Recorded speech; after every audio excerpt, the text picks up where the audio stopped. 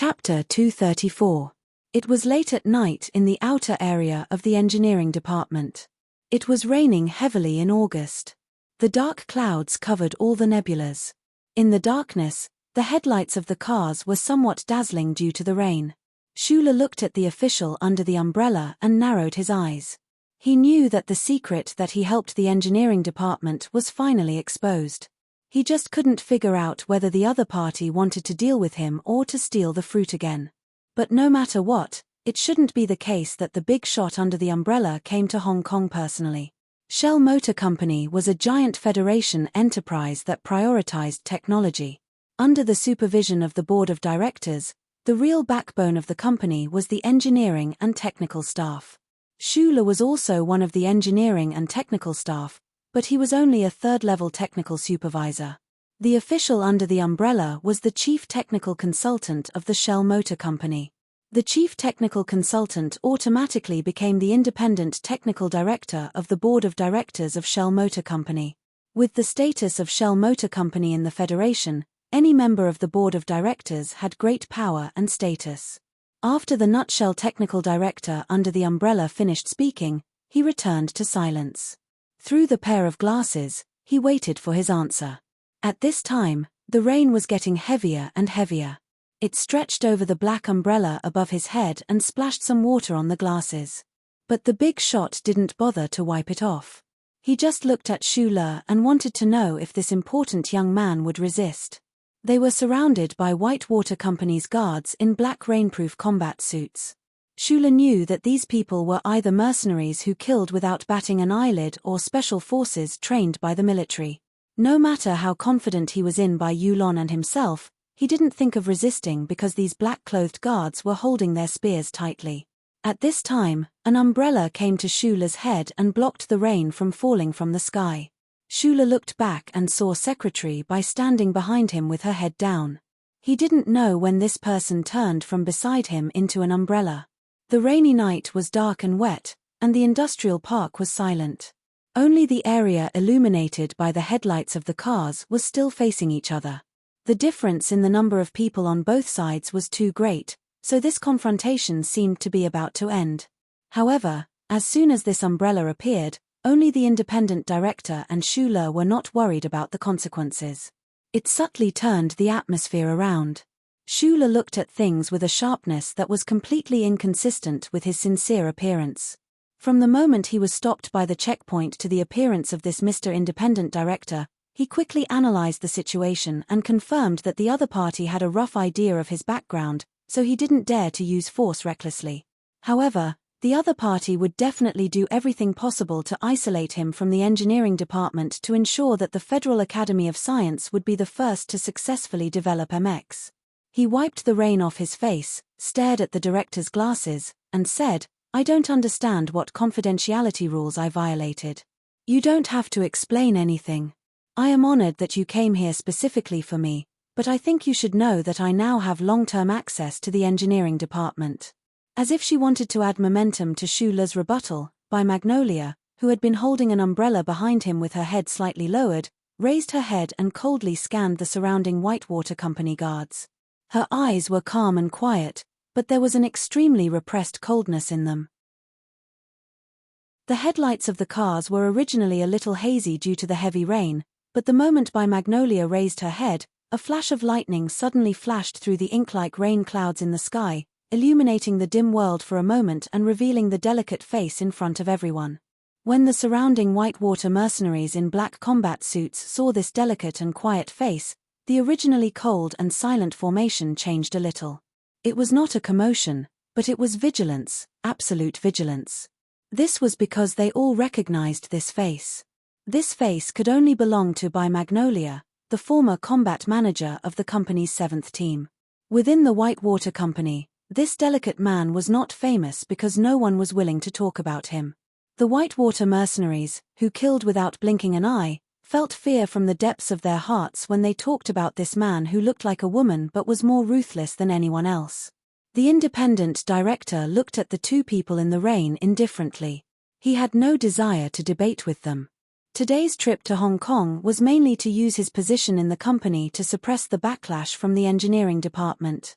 As for Schuler and the secretary behind him, he was a little afraid of their background, but he was not worried that they would dare to confront so many combat personnel directly.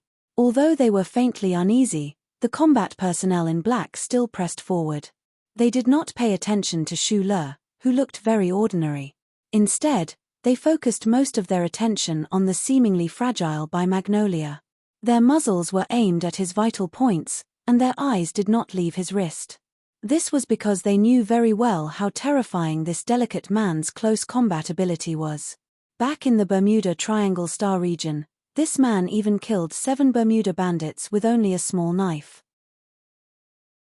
At this time, although the other party did not have a gun in his hand, they still did not dare to let their guard down.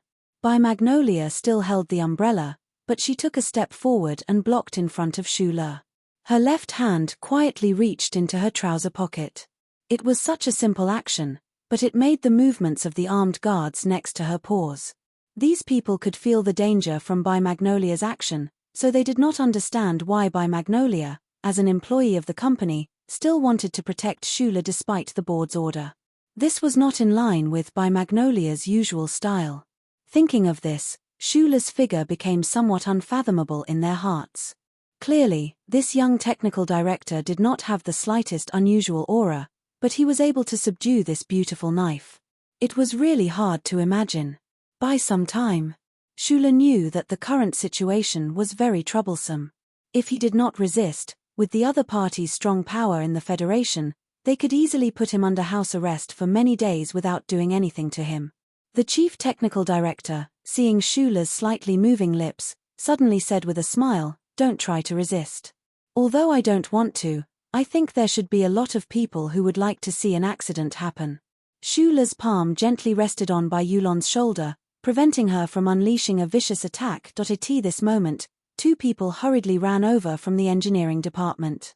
They didn't even bother to use the umbrellas in their hands to block the rain. They angrily scolded the Whitewater Company's soldiers from the outside before rushing in. The independent director's face was a bit gloomy. Although he knew that there was absolutely no way to hide what happened tonight from the engineering department, he did not expect that Jose could discover the board's little trick in such a short time under the cover of the dark night and heavy rain. Manager Jose was soaking wet. Looking at the tense situation, he took a deep breath and calmed the anger in his heart. He looked back at the director and said in a deep voice, "I personally approved Schuler's long-term authority. Is there a problem?" "No problem." The director's face was slightly gloomy, and he bluntly criticized, "You should know where your approval authority is. Do you not have any rules? Do you still have any respect for the board?" The Nutshell Company was a huge corporation. There were many departments under it, and an important territory like the engineering department naturally had a different status. If it were to be compared to an ancient dynasty, Jose was like a feudal lord. However, the independent technical director from the board was like an imperial envoy. Unless the engineering department dared to rebel, whether it was in terms of power or qualifications, he had no way to go against the board. Therefore, the director used a reprimanding tone to speak and did not give Jose any face at all. In fact, in this tense situation tonight, the internal disputes of the Nutshell Company had already begun to appear. Juyu raised his umbrella and covered Jose's head. He looked at Schuler with concern. Schuler shook his head, indicating that there was no problem. After Jose calmed down for a moment, he said to this big shot, "This is not a research institute, this is the engineering department. According to the rules of the board of directors, I have the qualifications to approve. If you have any objections to my qualifications, you can raise them at the board meeting, but do not make it difficult for our staff." Schuler is a staff member of the engineering department. He was not in the past, not today, and definitely not in the future. The director said with a serious face, "You have the qualifications to approve, but do not forget that Schuler came into contact with the top secret MX of the Federation. According to the classification, these approvals are in the company's headquarters. I don't remember when the board of directors gave you the right to make your own decisions." His next sentence directly shattered Jose's thoughts of wanting to protect Schuler. "The board of directors has an emergency meeting. We have temporarily stripped your qualifications to approve. All the new staff members who came into contact with MX in the past 2 months will all be brought back for investigation. This is the decision of the board of directors. If you object, please keep it to yourself. This was a very fatal problem. If the board of directors of Nutshell had really made such a decision, then Schuler's access rights would be considered illegal. The other party could investigate him in the name of violating the company's rules and regulations. They could even use the crime of coming into contact with the Federation's confidential data to send him to court. After saying this, the director no longer paid any attention to the silent Jose. He took 2 steps forward and walked into the range of the car's headlights. Looking at Schuler, he said calmly, "Come with us. You know I won't make things difficult for you. However, during this period of time, you will need to rest somewhere else." Schuler shook his head. After the incident at Hushan Road, the big shots in the Federation all knew of his relationship with the Thai family. Of course, they would not dare to kill him casually. However, if he resisted, they would be able to find a suitable reason. If he did not resist, they would be able to take him away and forcefully delay the engineering department's mecha development work. He just did not understand why the other party, who was clearly an independent director of Nutshell, would harm the company's interests and stand on the side of those people. "You're just a director of Nutshell. You can't control me." Schuler took out his ID from his shirt pocket and handed it to the director. He said, "This is my ID. It says on it that I have the authority of the Ministry of National Defense's General Assembly base. Unless the Minister of National Defense personally gives the order, no one can stop me from entering the engineering department tonight."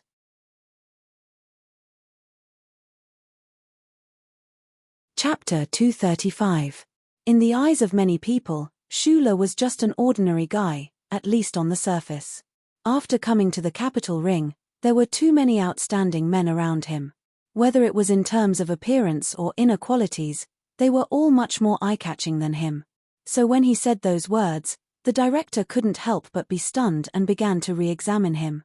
After taking the ID and looking at it under the headlights of the car, the company's technical director didn't return the ID to Schuler. He didn't say anything either. Instead, he turned around and walked toward the edge of the crowd. He took out his phone. The Whitewater Company's guards were still holding Schuler and Bai Yulon in the middle.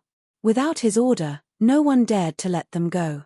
The director took out his encrypted phone and dialed a number. After a while, he asked in a gloomy voice, "Didn't you say that Schuler and Zhu Yingxing shouldn't be related?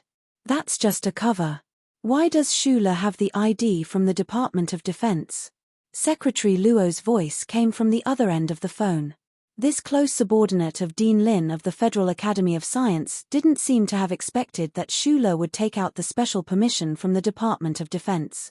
He said with some surprise, according to the analysis of the FBI, Schuler and the daughter of the Zhu family should be working together.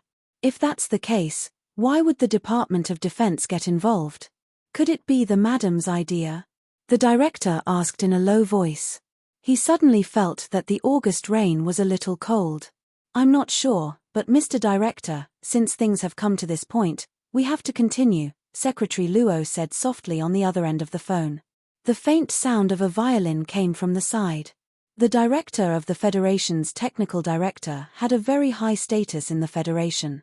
Facing Dean Lin's secretary, he naturally didn't show any fear. He said coldly, "If it's just an internal company matter, of course I can do it. However, this involves the Department of Defense. I don't want to have a conflict with the federal military." After a moment of silence, Secretary Luo said, "Please wait a moment. Dean Lin wants to talk to you." The technical director held the phone and stood under the umbrella. Suddenly, he felt a little unhappy. He turned around and coldly looked at his subordinate. He scolded, "How did you open the umbrella? Can't you see that my shoulders are wet?" The subordinate holding the umbrella panicked slightly and hurriedly extended the umbrella forward, but he didn't dare to say anything. He knew very well that the official he served had already panicked because of the Department of Defense authority that the other party had taken out. An old voice came from the phone. "It's only 4 in the morning. Fortunately, I have the habit of waking up early to play the violin." The technical director cursed in his heart. Who doesn't know that you usually wake up at 6 o'clock? Today, you can't sleep well. Even Secretary Luo is by your side. Naturally, you want to wait for news from me. However, the person on the other end of the line was, after all, a leading figure in the academic world of the Federation of Nations. After pondering for a moment, he said, Schuler took out the authority of the Ministry of Defense. I have no choice. I have to leave first. The old voice on the other end of the phone was silent for a moment, then suddenly said in a deep voice, so what if you have the authority of the Ministry of National Defense? After all, he is still an employee of Nutshell. I don't ask you to bring him in front of me, but I don't want this little soldier to crawl under the Ministry of Engineering again. You know what this means. Hearing the angry voice on the other end of the line, the director's expression became cold. He thought that in the face of material gain, this old guy finally didn't care about the so-called demeanor anymore. He said into the phone, I'm sorry, but I can't comply. I know that you don't want to be pressured by the military, but you shouldn't overestimate the power of the Tai family. The leader of the academic world of the Federation of Nations on the other end of the line softened his tone and said, in fact, I don't know how that little guy from the Li family convinced you, but I think that since you stood on his side from the beginning, he must be very willing to let you stand on his side. Hearing the two words Li family, the director's expression became slightly pale. He slowly hung up the phone and walked towards the center of the crowd. In this short distance, he thought of a lot of things. He thought of those luxurious nights at the MGM My Star Casino at the entrance of Bermuda, thought of the 300 million gambling debt he owed, thought of those videotapes. The high and mighty Nutshell director was actually toyed with by such an old-fashioned and despicable method. He couldn't help but mock himself. Only now did he understand that no matter which era it was, money was the most ferocious devil. The most primitive method was often the most frightening method. He was the prisoner who was blinded by the devil's primitive method.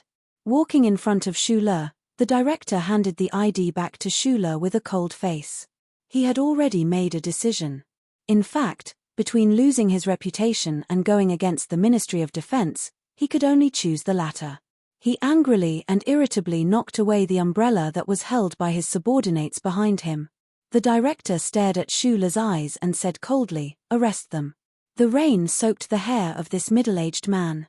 Together with his somewhat twisted face, he looked particularly ferocious when the director made the call. Schuler thought that the director was verifying the authenticity of the confidential authority of the Ministry of Defense through the phone.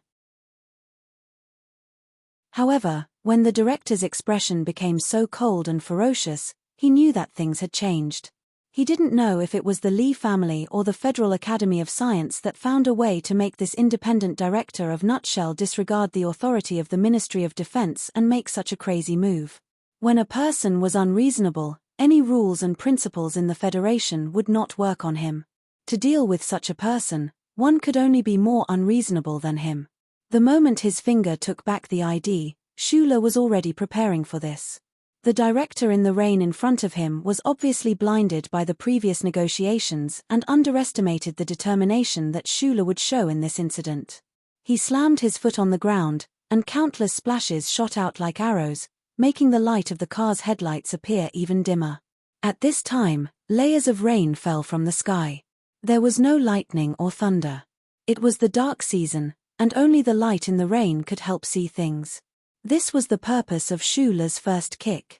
By Magnolia, who had been holding an umbrella behind him, moved at the same time. This delicate man and Schuler hadn't known each other for a long time, but the two of them had already formed a very subtle tacit relationship, just like when they were fighting in front of the Peninsula Hotel in Hong Kong. Just as Schuler raised his leg, Magnolia had already thrown the umbrella in her hand. The black umbrella, which didn't allow light to pass through, fluttered in the wind and rain, and happened to block the headlights of the other car for a moment. The light in the field was slightly disrupted, and shadows moved randomly. Before the guards of the Whitewater Company had time to pull the trigger, the umbrella and the rain of arrows fell softly to the ground at the same time. In such a short period of time, the situation on the battlefield had changed greatly. The director was drenched, and his face was pale. His neck was tightly gripped by Shu Shou's right hand, and he was dragged to the front of the car. Shula used his body to block the aim of the guns. By Magnolia, like a shadow, also came to his side, but didn't look for any obstacles. He just lowered his head slightly, observing the movements of his colleagues in the rain. He didn't have a gun in his hand, only a delicate knife. "Put down your guns," Shula said to the surrounding Whitewater Company guards. The guards didn't react at all. In the middle of the encirclement, the two people held the director hostage. In addition to fear, these well-trained mercenaries felt more shame. At this time, it was impossible for them to throw away the guns in their hands. Instead, they held their guns and approached the car inch by inch. The rain hit the metal guns, the hands that held the guns steadily, and everyone's heart. No one knew what would happen in the next moment. Shula narrowed his eyes and found that the situation was out of control. He cautiously moved his head to the director's ear and whispered, "This shouldn't be the ending you want. I don't want to kill people, but I don't want to go with you either. Is there any better way?" The paleness on the director's face gradually faded. He said, "This is great. Attacking a senior officer and taking a hostage. Regardless of whether you can clear these charges or not, you can't enter the engineering department again. Of course, if you kill me, your life is over." The rain hit Shula's face. After a moment of silence, he asked, "What do those people know about you? Do I need to tell you?" The director sneered. The expression on his face was still ferocious, but then he let out a painful groan. Following this miserable groan, the surrounding security personnel stopped in their tracks. Looking at the scene in front of the car, they revealed a trace of uneasiness. By Magnolia stabbed the knife directly into the director's groin. His delicate hand was still holding the slender knife tightly. He lowered his head in the rain and didn't look at the gloomy gun barrels that were close at hand. He said softly, "Everyone here is an expert. You should know that if my hand trembles now, the knife will cut open Mr. Director's aorta. If you can kill me in one shot, when I fall, the tip of the knife will cut open a section of the aorta. When the time comes, the severed blood vessels will shrink into the muscles, and you won't be able to find it no matter how hard you look. I'm rarely so long-winded." By Magnolia raised his head and let the rain slide down his face.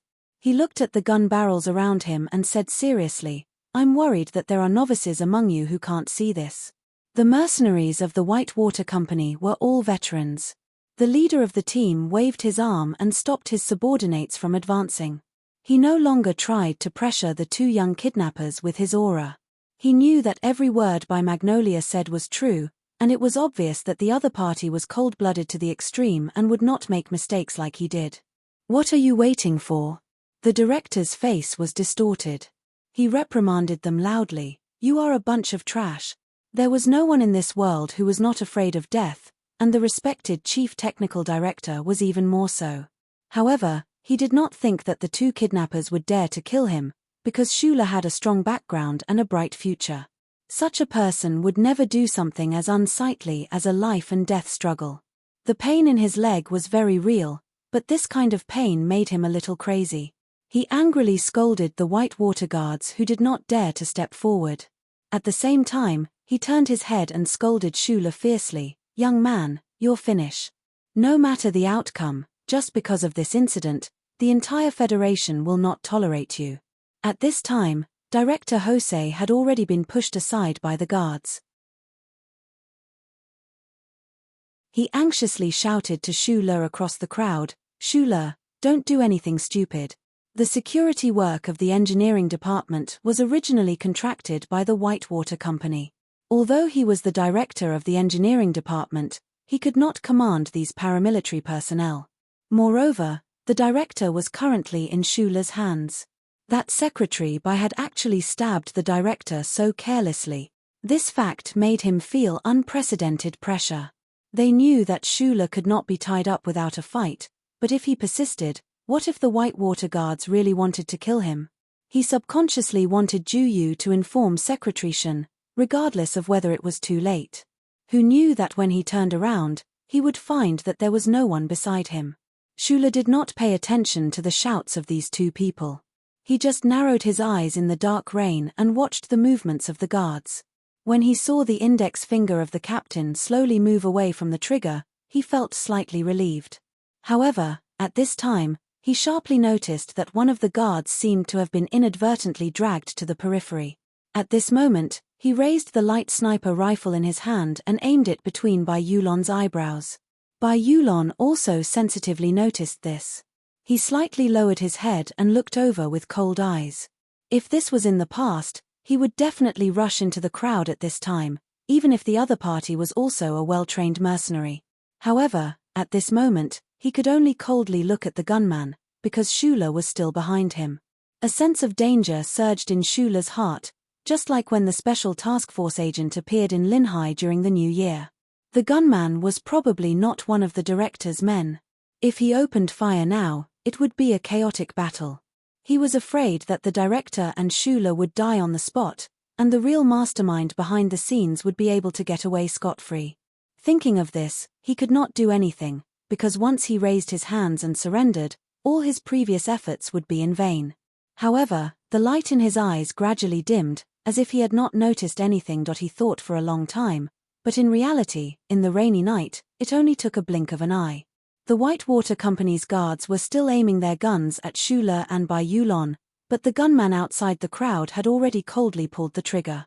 After a muffled sound, a bullet lit up in the rainy night. It slid past the edge of the car's headlights, whistled through the puddles, and shot into the hard ground of the industrial park.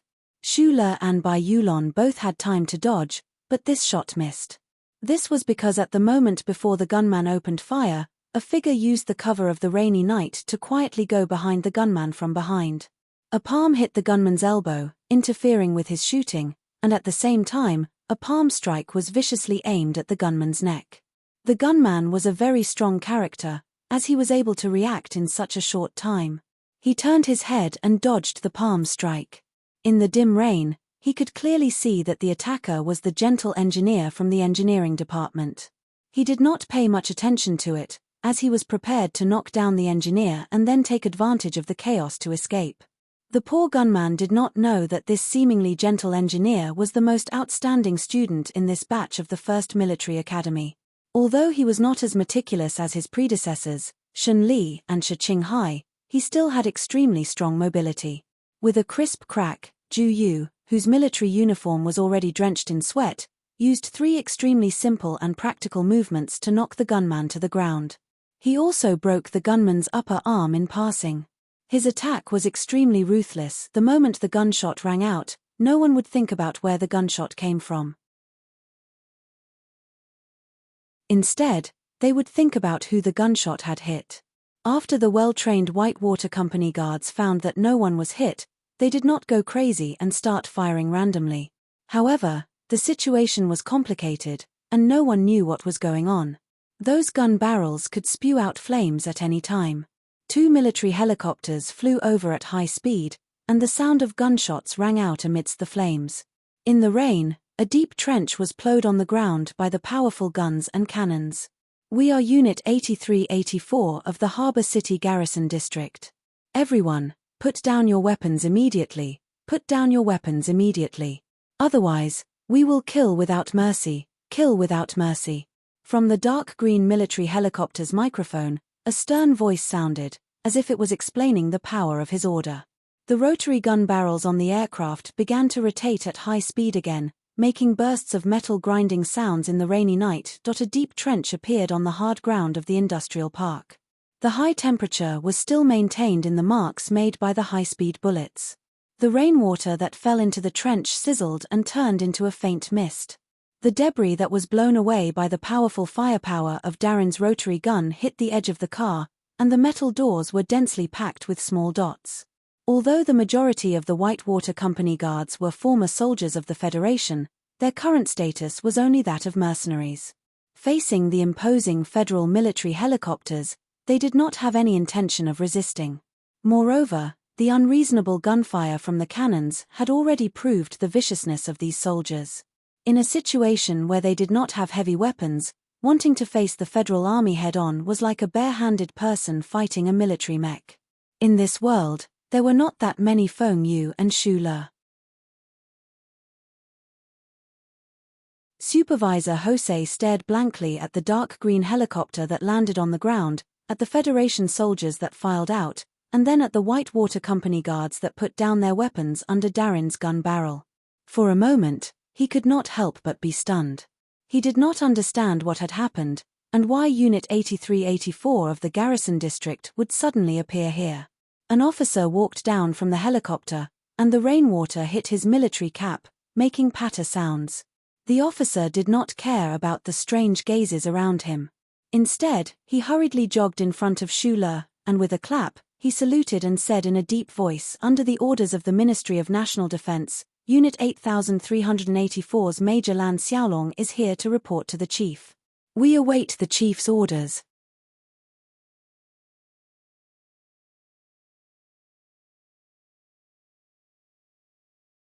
Chapter 236. The rain gradually lessened, but the night wind began to seize the last moments of the summer to travel through the plains and mountains to the south of the port city. With the addition of the wind stirred up by the two helicopters, it appeared to be a bit stronger. It swept up slightly moist water droplets and slapped onto people's faces, making them wet and cold. In the wind and rain, Shula heard someone call him Chief for the first time. He couldn't help but be stunned. He thought to himself that he was only a captain, but this officer was a colonel. How exactly were these ranks divided? On the side, Manager Jose had long been shocked by these soldiers of the Federation. Although he had a lot of dealings with the military, when he saw two combat helicopters and a large group of fully armed soldiers brazenly entering the industrial park just for Shula, he naturally had more thoughts in his mind. The major named Lan Xiaolong saluted Shula. After receiving his response, he took a step to the left and looked at the director, who was half leaning on the front of the car with a serious expression. He said in a deep voice, "Because you are suspected of interfering with the confidential affairs of the Federal Army and intending to murder an active duty officer, this, sir, you may need to be investigated." Not long after, the charge that the director had assigned to Shula was returned to him by this officer. The things in the world were always so wonderful. The director endured the intense pain at the base of his leg and looked coldly at the major in front of him. He said, "You are just a little major, and you dare to be so presumptuous." The major saluted with a bang and said, "Sir, the major is not a little major, but he is not presumptuous. I am only asking you to cooperate with the investigation according to the orders of the superior. Of course, we believe that as the most loyal partner of the federal military, the respected board member of the Nutshell Company will definitely not be a criminal." The major suddenly changed the topic and said with a smile, "But you are injured now. How about we use the helicopter to send you to the police hospital for treatment?" At first, he was serious and upright, then he lowered his body and teased, politely with a hint of banter, "Shula and Mr. Jose looked at this officer and couldn't help but be stunned. When the truck was stopped at the checkpoint earlier, Shula had informed Secretary Jiao. However, he did not expect that it would take such a short time for the Ministry of Defense to send someone over.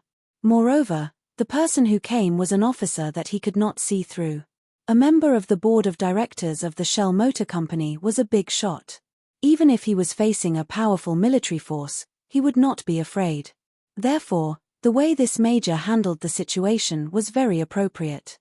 Bai Yulon had been keeping her head down the entire time. When she heard this, she casually pulled out a small knife. Mr. Director groaned in pain. He felt a burst of coldness at the base of his leg. He thought that his artery had been cut. He was scared out of his wits. His legs went soft and he wanted to fall to the ground. But he was supported by two soldiers, one on the left and one on the right. Major Lan Xiaolong squatted down and checked his injury. He comforted him and said, "Don't worry, it is only a flesh wound." When the knife was pulled out, it did not even shake. Under the supervision of the Federal Army, the White Water soldiers wearing black rain protection combat suits scattered in all directions. There was not much worry on their faces. After all, in terms of bone structure, they were all members of the same system. Tonight's conflict was just a competition between the big shots of the Federation. After they were arrested and sent to the police station, they would not be too miserable. With the help of the soldiers, the pale-faced Mr. Director boarded the helicopter and left in a sorry state. All that was left was the rain, the dim lights, and the deep trench that was blasted by the machine gun because of the brazen intervention of the Federal Army. The operation specifically targeting Shula collapsed. Whether it was the 7 major families or the Federal Academy of Science, in the face of the participation of the military, they had to choose to retreat. Presumably, at the beginning, those big shots would not have thought that the Federal Army, which had many internal factions, would actually unite for a person like Shula. They would not hesitate to shed all pretense of cordiality with them. In the end, it was these big shots from the secular world who did not understand the iron will of the Federal Army and the strong desire to win the war for the Empire. The only pity was that the assassin that was subdued by Ju still chewed up the poison pill buried deep in the mucous membranes of his mouth even though he had lost an arm. This kind of extreme method of burying poison, even Ju, who had received professional training, was not able to discover it in the first moment. No assassin is willing to die. He must have a backup plan. Under the pursuit of charter, his only backup plan is to leave the Federation and go as far as Bermuda.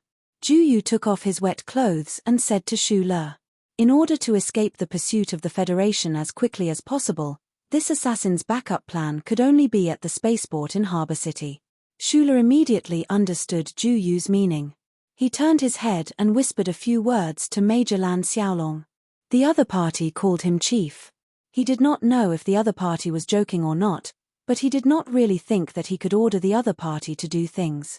Lan Xiaolong nodded with a serious expression and reported this information to the relevant departments in the garrison. After the phone call, his eyes fell on Magnolia Bai, who was beside Shula.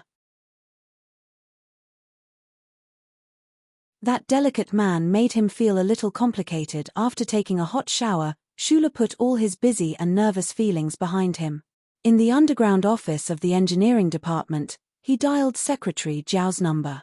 After waiting for a while, a calm and tired voice came from the other end of the phone. Unit 8384 has not been on the front line for many years, but their combat strength is not bad.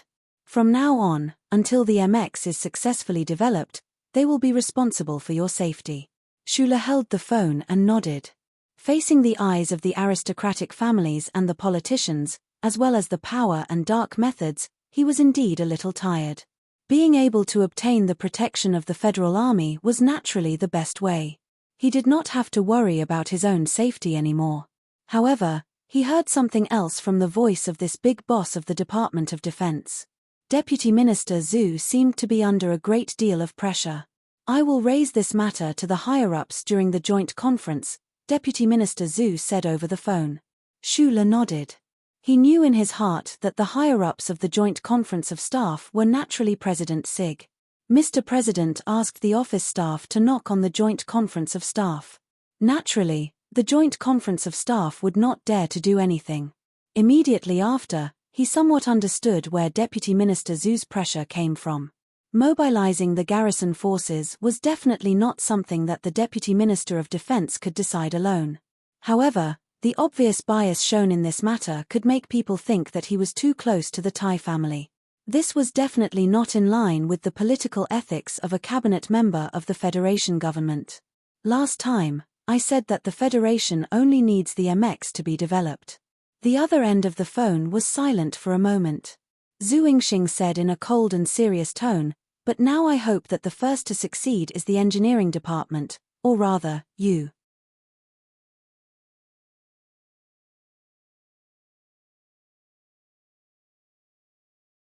Chapter 237. He was a very interesting and insightful laughter. It originated from Wang Dong and became famous from Instructor Zhong's mouth. I liked Zhong Lu's commentary the most, especially when he was paired with Ah Huang. Every weekend, I would only hear the two of them laughing obscenely. It was great. Now, Instructor Zhong had the voice but not the form. Without sarcasm or sarcasm in crosstalk, what kind of art would it be? I had also been hee these 2 days because I was really proud. Especially now that the work was completed, the feeling of pride was even stronger. I couldn't help but chuckle a few more times. I was so proud of myself that I said I was going to explode. In these 7 days, I wrote 75,000 words. If I don't compare myself to other awesome people, just looking at my career of making up stories to entertain everyone, this is really the first time. I have never worked so hard before. Moreover, my effort was so beautiful that it went straight to the point where my nature was playful. I was proud of everyone. I had asked for votes in the last 2 hours, but I still managed to get so many votes. I had always been a narcissist, especially after 7 days. I thought that I was a hard-working and hidden talent. However, I didn't expect that everyone was the one who had truly hidden their talent. You were indeed better than me. If there were no accidents, I should be 4th this month. I was very satisfied. Thank you, everyone. Compared to last month's 4th, I felt much more comfortable and at ease. That was because last month's work was really bad and the writing was average. Oh right, this was the 3rd reason why I was so proud of myself. This month, it was more of one thing. The key was that I seemed to have found the rhythm of writing this kind of story, just like how Schuyler was trying to capture the rhythm of the magnolia. The later parts of the story would occasionally stagnate, but that was basically because my brain was blocked. Most of the time, the story of the spy began to move forward, and I was very pleased with this. At the beginning of the month, I had promised everyone that I would write 200,000 words this month. Wait a minute, I had to count the words. When I came back, I had written about 230,000 words. I thought it would be a lot more. I was about to say that I had exceeded the quota, but it seems that I had to say that I had perfectly completed the task. The reason for the 7 days of exploding was actually mentioned in the announcement. The main reason was that I was relatively free at the end of the month, so I had time to play. Next month, I would be too busy. Well, that was the main point. Next month, I would be really busy. There were too many things for a family man to do. Moreover, I was in a foreign land. Everyone knew that only my leader and I had to work hard. There were many things that we had to do by ourselves. We couldn't ask for help, so I was busy and busy. I would like to formally inform everyone that my goal for September is to get 150,000 words. Promise to keep updating, but I really didn't have time.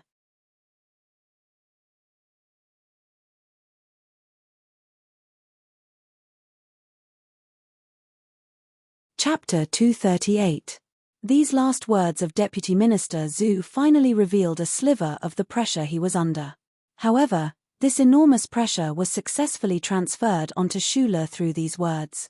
After he put down the phone, he was silent for a long time before resuming his work at the Nutshell Engineering Department. The Federation's new generation MX mecha development had always been carried out by the Nutshell Engineering Department alone. However, after the failure, the Federal Academy of Science had quickly discovered an opportunity in this matter. After seizing Professor Shen's core data, the Mecha Development Department had long since been naturally divided into 2 factions. The competition between the 2 sides would also indirectly affect the Federation's presidential election. No matter which side it was a bargaining chip that could not be given up. The competition between the 2 sides had actually always been hidden under the surface. It was only because of the variable known as Schuyler that the Academy of Science had felt anxious. That was why there had been that conflict on that rainy night, bringing this competition to the surface. In that conflict, the Port City Garrison Unit 8384 had officially taken over the security work of the Nutshell Engineering Department under the orders of the Department of National Defense. After this incident, the 2 sides had officially shed all pretense of cordiality. Schuyler knew that his role in the development of MX was no longer a secret. However, now that he had so many Federation soldiers protecting him, while he felt slightly restricted, he also felt much more relaxed. With the federal military, or at least a portion of the military's strength, standing behind him, this sense of security was something he would never have imagined in the past. The military was loyal to the President and the Federation. Countless years of history and the monitoring of the Constitution could guarantee that this loyalty would never be mixed with anything else. However, it was still a large and privileged system, so the internal structure was still divided according to the divisions of the various military regions or the combat forces during the Great War years, divided into several large factions. Among these military factions, The most special and transcendent was naturally the Federation space warship fleet led by that 3-star female general. 4 groups of warships patrolled the peaceful stars of the universe, independent and natural. In addition, the federal military had 4 major military regions. Among them, the most advanced and powerful was naturally the 1st military region stationed on planet S1, and the 4th military region, which was perennially in a state of confrontation with the Empire. Every time he thought of the Federation's military deployment, as an orphan of Donglin, Shula's heart would surge with complicated emotions. The Donglin region was also a part of the Federation, but there was only one garrison on Donglin, a barren resource system. There was also no terrifying external enemy like the Empire, so it was no wonder the Federation did not value Donglin. Was always by Shula's side, an armored combat battalion led by Major Lan Xiaolong, belonging to Unit 8384. Unit 8384 was actually the 17 independent land-based armored division of the 1st military region. It was an ace division with a glorious tradition. Its position in the federal military was special because the god of war, Li Pifu, once came from this division. He once led this armored division in the war with the Empire, creating one legend after another. Many years ago, Li Pifu left the 17 Armored Division and rose to become the commander of the federal military. After finally living in seclusion, the Department of Defense and the 1st Military Region headquarters were endlessly distressed about how to arrange the 17 Armored Division.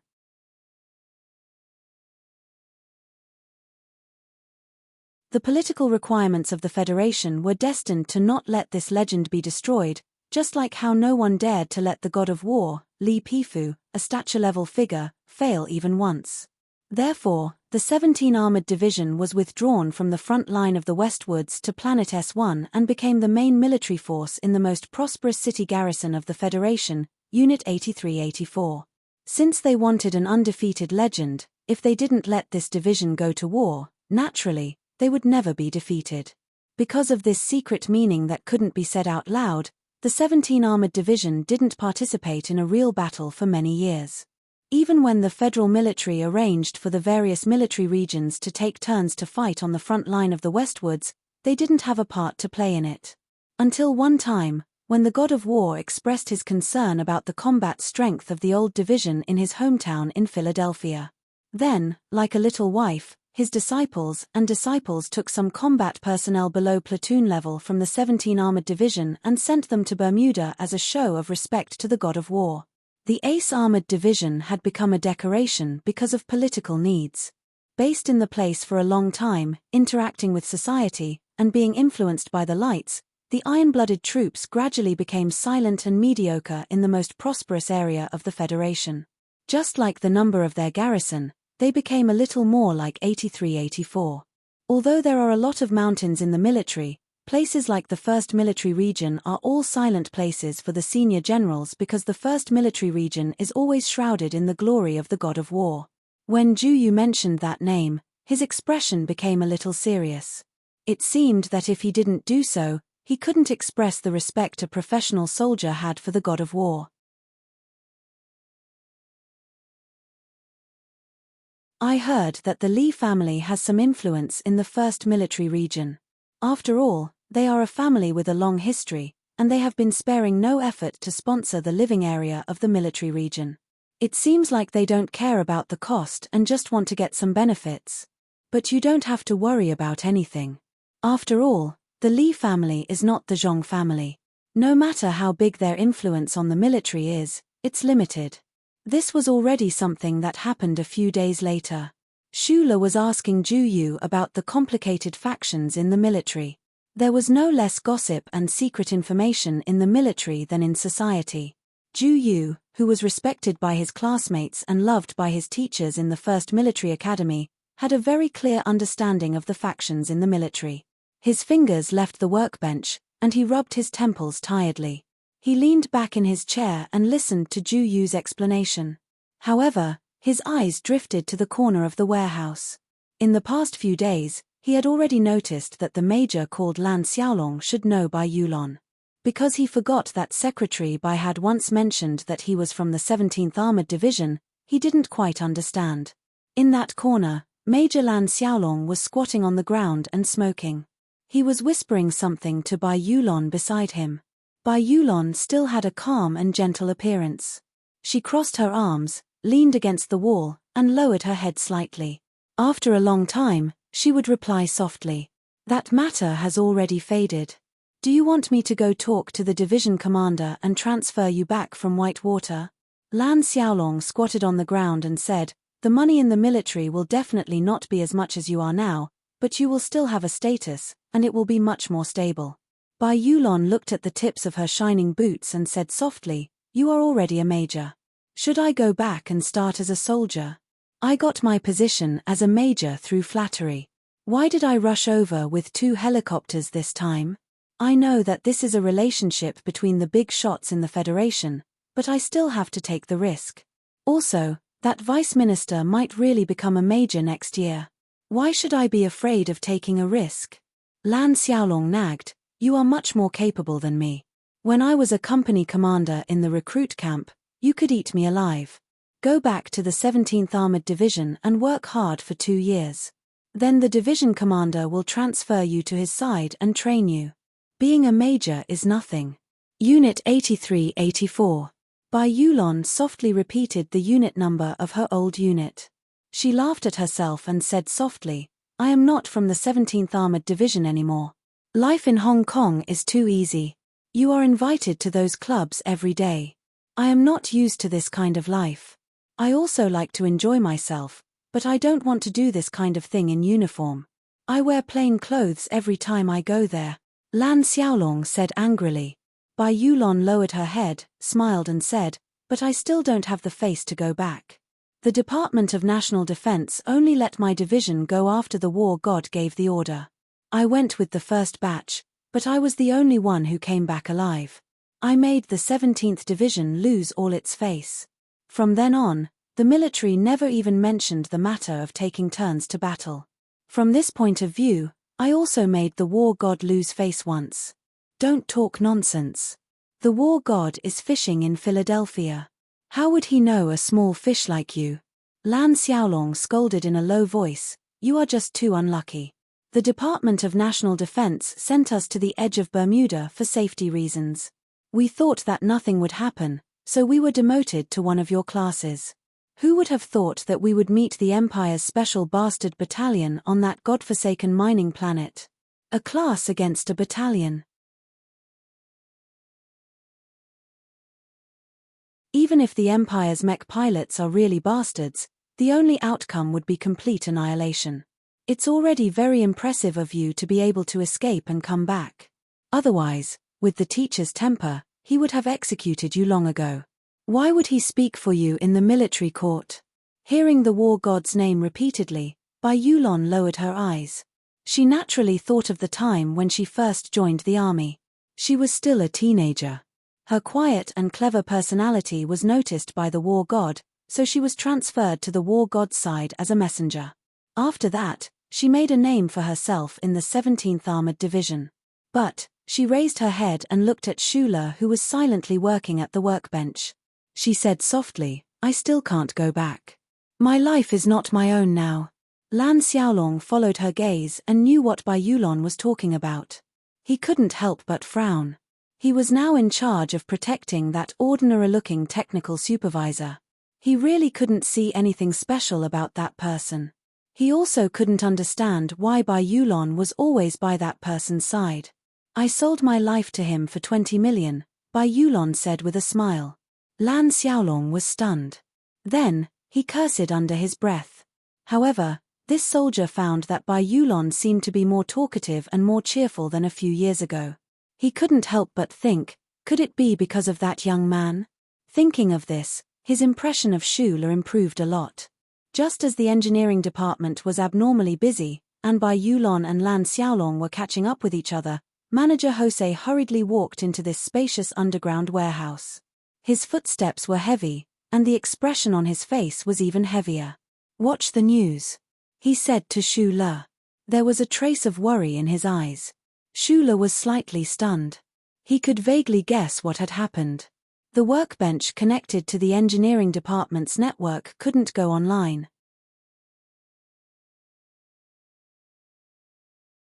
He took out his phone and switched to the Federation's news channel. He saw the male anchor on the screen saying in an excited tone, regarding the birth of this revolutionary mecha, how significant its military significance to the Federation, we would like to ask Professor Zhong of the Institute of Mechanical Engineering at the Academy of Sciences. Schuler immediately logged onto the real-time news platform of the online newspaper. He saw a very eye-catching headline appear on the front page of the Capital Special District Daily. The Federal Academy of Science officially announces that the new generation of twin-engine MX mecha has been successfully developed.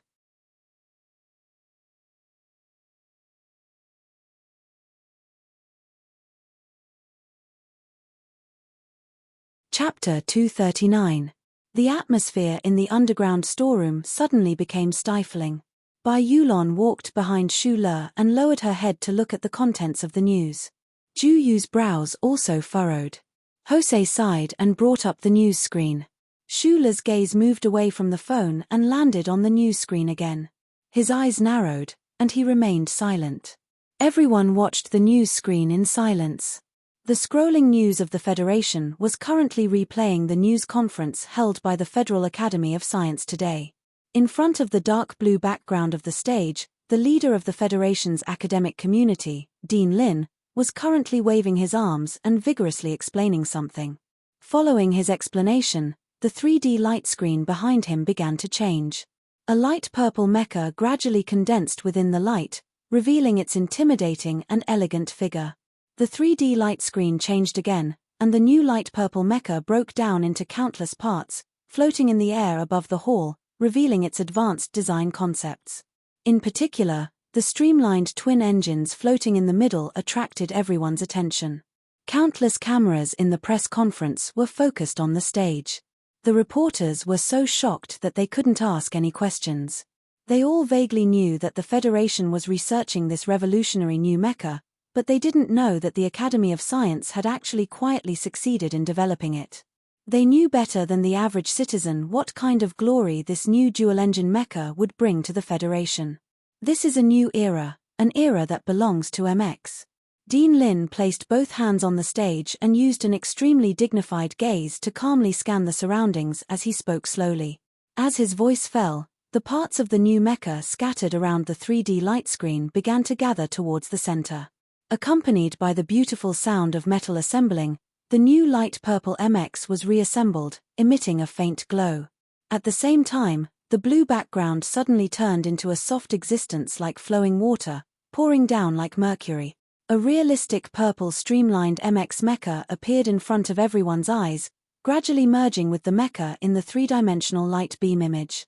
Then, the light beam dissipated, leaving behind the new mecha that was 7 meters tall, looking coldly and proudly at everyone at the press conference. The rolling news had ended, and the warehouse of the Shell Engineering Department was still silent. A depressing atmosphere hung over everyone's head. Supervisor Jose's face was pale, and Schuler lowered his head. Ju Yu clenched his fists tightly. Secretary Bai tilted her head to look at him. Only Major Lan Xiaolong did not understand why these people seemed so dejected. The white MX mech that was fixed to the wall of the quarantine zone had yet to be assembled. Its 3 thick and heavy mechanical arms were slowly adjusting. The body of the white mech was slightly tilted to one side, as if it was watching the news in a daze. Even it did not understand why that purple goblin on the screen had been born before it. No one knew better than the people present what the Federal Academy of Sciences announcement of the successful development of the MX mech represented. This meant that the Shell Motor Company's 10 years of hard work had all become a wedding dress for the Federal Academy of Science. This meant that the hard work of countless engineers had all been for naught. For Schuler, this meant even more. For example, Professor Shen, the presidential election, shameless people. Bai Yulon, who was standing behind him, looked at his dejected back with a complicated expression. Suddenly, she whispered a few words to Ju Yu. Ju Yu shook his head. The information of the engineering department had been leaked. This had already been determined after the arrest of the board of directors. However, the most suspicious person, Supervisor Hao, had already been transferred away before the incident. From a certain perspective, This senior supervisor's actions were equivalent to betraying the Thai family and also betraying the Nutshell Engineering Department. However, this senior supervisor also had his own background. If this was really his doing, then he had now climbed up another big tree. The Federation was a place where rules were followed. The Thai family could not just drag out that supervisor and kill him. There were also no leads on the spaceship that the gunman had escaped from. Therefore, the crux of the matter now was the speed of the development of the MX mech. The Nutshell Engineering Department and Schuler had allowed for failure, but the Academy of Science had rushed to announce the success first. Schuler thought of the pressure Deputy Minister Zhu had displayed on the phone and those words he had said. He knew that he could not lose. He lowered his head and rubbed his disheveled hair. Both his feet were on the chair, but he did not express any opinion. At the same time, in the Nutshell Engineering Department not far from this backup storage, the atmosphere had also become extremely strange. More than 200 of the company's top engineers were silently looking at the large holographic screen on the ceiling. They were looking at the scene of the Federal Academy of Sciences press conference. A feeling of disappointment and defeat pervaded the air. A very long time passed, but still, no one spoke. The work that had been busy for many days also came to a temporary halt. Only a female engineer wearing cute round glasses stood up with curiosity. She stared at the beautiful yet murderous light purple mecha on the news screen. She compared it with the blueprint of the MX mecha on her workbench and found some differences. From these differences, she felt that there was something strange.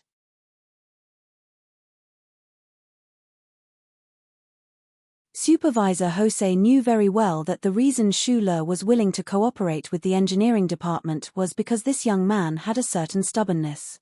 He did not want Professor Shen's research results to be maliciously stolen by those academic bureaucrats. He also knew how much effort Schuler had put in for this new mecha. Many sleepless days and nights had all been spent on this matter. Looking at that somewhat dejected back, he could not help but be a little worried. Would this young prodigy find it difficult to accept this result? However, right now, his mood was also unusually cold. Even if he wanted to comfort the other, he could not find any words. Just as everyone thought that Schuler was about to break down, he slowly raised his head and turned to look at the crowd with a smile. It was not a bitter smile, but rather a smile like the radiant sun. His eyes were narrowed like two beautiful moons in the night sky, and his pearly white teeth were exposed outside his lips, as clean as the snow in Linhai. What are you all standing around for? The Federal Academy of Science is a top academic institution. Do you all think that because their technical reserves are weaker than ours, they should naturally fall behind us? Schuler stood up, stretched, and said with a smile, "They've already announced success, so we can't just stand around. We need to hurry up and finish what we have on hand." This overly normal reaction made everyone feel that Schuler had become somewhat abnormal under this kind of shock. Manager Jose laughed bitterly and said in a hoarse voice, "You also know that their level is higher. They've gotten ahead of us, so what we're doing is already meaningless. You should know that there can only be one standard for the new generation of mecha." In that instant when he had lowered his head, Schuler had thought of many things. He had always felt that something was not right about this matter. He had a mature design plan personally guided by Professor Shen, and he himself had long since stopped deliberately slowing down the engineering department's research speed. Even if the data was leaked, the Academy of Science could not possibly be faster than the engineering department. On that rainy night, the other party's last attempt to stop the development of the Nutshell Engineering Department had failed. Furthermore, if Manager Hao had really leaked part of the engineering department's progress and data, the Academy of Science would definitely feel unprecedented pressure. Pressure could sometimes be motivation, but it could also make the person in charge feel anxious and flustered, just like Manager Jose was right now. Schuler was increasingly certain that the Federal Academy of Science must not have completed sufficient internal testing. As such, the possibility of the other party discovering that he had tampered with the core data was even lower. Thus, he was not flustered. In fact, he was even somewhat glad about the events of that rainy night and Manager Hao's leak. If not for that, he really did not have the confidence that he would be able to use those fake data to fool the other party. This is a one-sided press conference by the Academy of Science. The Federation government might not even know about it. Perhaps that Dean Lin wants to create an established fact, but the problem is that we're almost there too. How could the government not consider our side? He smiled and said to everyone, "This press conference was very well done, but I keep having this feeling that the bigger their momentum now, the more embarrassing it will be in the future." No one understood this sentence, but looking at Xu Le's smiling face, for some reason, they suddenly felt a little more confident that in the small conference room on the top floor of the Ministry of National Defense building in the Capital Special Administrative Region, a voice rang out. The owner of the voice was President Sieg's scientific advisor.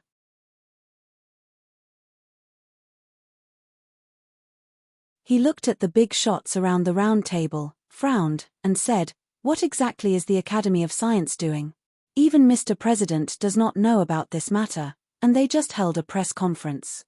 If in the future, the experiment fails again like last autumn, who will explain it to the people of the Federation? How will the Empire view us?" This scientific advisor had a good relationship with Zhu Yingxing. They had once attended Professor Shen's funeral together. For him to say something like this now naturally represented the attitude of a certain side. However, sitting in the very middle of the room, the National Security Advisor said disapprovingly, "Since the Academy of Science dared to hold a press conference, they naturally have confidence. As for the testing aspect, with the lesson of the nutshell incident, they will definitely be much more careful." Zhu Yingxing sat quietly in a corner of the round table. Such a meeting of the highest level of the Federation was usually held in the President's official residence, but today, because of the matter of the new MX mecha, it had been moved to the Ministry of National Defense. As the Deputy Minister of National Defense, he was not considered a key figure in such an occasion. In the past, he had rarely spoken, but today, for some reason, he looked at the document in his hands and reminded everyone in a low voice, "The Engineering Department's research is also nearing completion." The National Security Advisor rudely interrupted him and said sharply, "How much of the Federation's funds has the Engineering Department wasted in these past 10 years? In the end, all they made last year was a piece of trash that could explode. So what if their research is successful this time? Could it be that the Federation's new generation of mecha coexists with two standards? Then in the future, which standard will be used to equip the troops?" At this time, President Sieg was still inspecting South Kuzhou.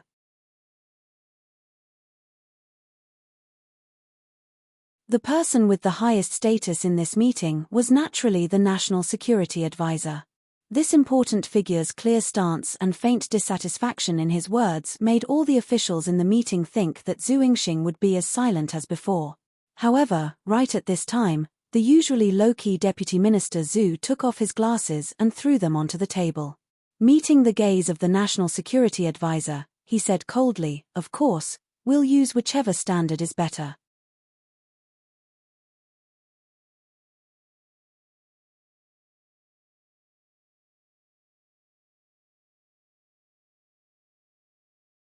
Chapter 240. The glasses fell on the smooth table and made a soft sound. It was a little harsh. Zhu Yingxing's cold retort at this time made everyone feel even more surprised. The most powerful political figures in the Federation were sitting in the small conference room, so naturally, they would not show this kind of surprise on their faces. They continued to look at the documents with their heads down as before, drinking tea as if they had not heard anything. However, they were all shocked and confused. They did not understand why Zhu Yingxing would jump out of his silence and confront the National Security Advisor directly. The National Security Advisor's expression was somewhat ugly. After a moment, he said calmly, "So we have to wait for Nutshell? The question is, how long do you have to wait? How long does the Federation have to wait? 3 months? Half a year? We can wait, but will those ambitious people in the Empire wait? Everyone here should be aware that the Empire's new mecha had already been in development since 3 years ago. Although we still don't know how far they have progressed, we have to make our own preparations. If the MX is equipped to the front lines a day earlier, the Federation's brave soldiers may have one less sacrifice." I disagree with Deputy Minister Zhu's opinion. We shouldn't have to wait for too long.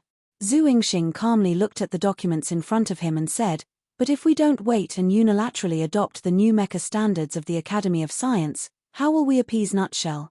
As far as I know, there are hundreds of engineers and tens of thousands of workers in the engineering department who have put in years of hard work for this mecha. How long is not too long?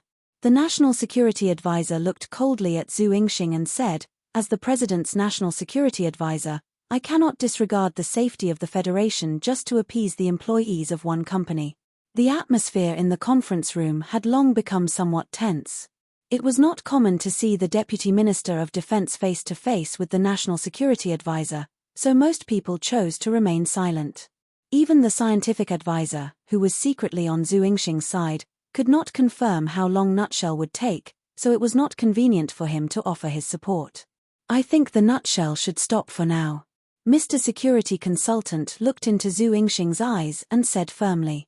At this moment, an official who had been sitting at the corner of the round table suddenly smiled at the crowd and said, I think we can wait for 2 more days.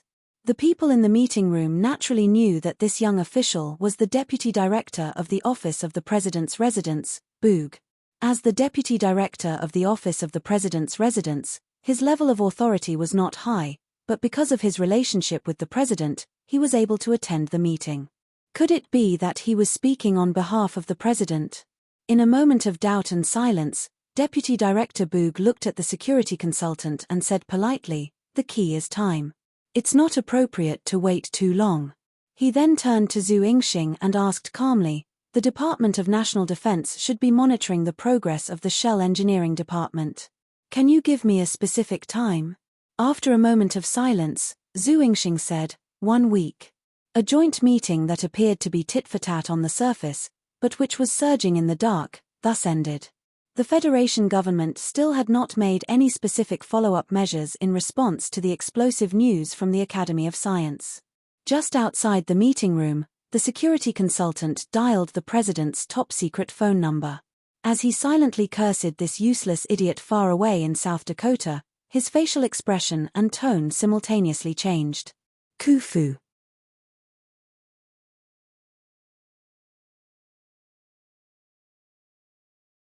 The security consultant had an extremely close relationship with President Sieg, so he directly called out the President's name. Moreover, there was a trace of friendly concern in his warm tone. Regarding the matter of the new mecha, what exactly do you think? President Sieg's angry voice came from the other end of the phone. The Academy of Science actually released the news without informing the government. Does that Lin fellow still have any respect for me, the President? The security consultant softly comforted him and said a few words on behalf of the Federal Academy of Science. Only then did the President's anger dissipate slightly. After hanging up the phone, he touched his silver hair and could not help but shake his head. He thought to himself that this friend and student of his was really an idiot. If he had not taken care of many things for him these past few years, he was afraid that he really would have become the most laughable president in the history of the Federation. After Zhu Yingxing left the meeting room, he directly went to his office.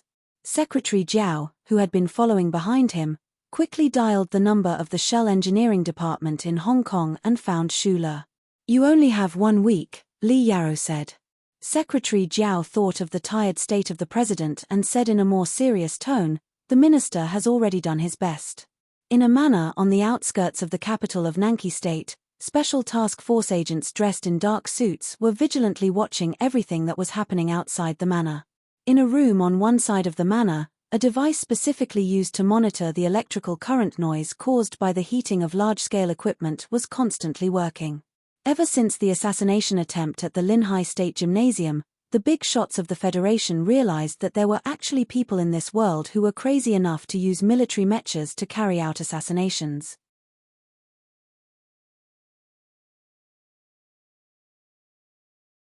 This manor was the summer retreat of the President of the Federation, so in terms of security and defense, they were naturally very cautious.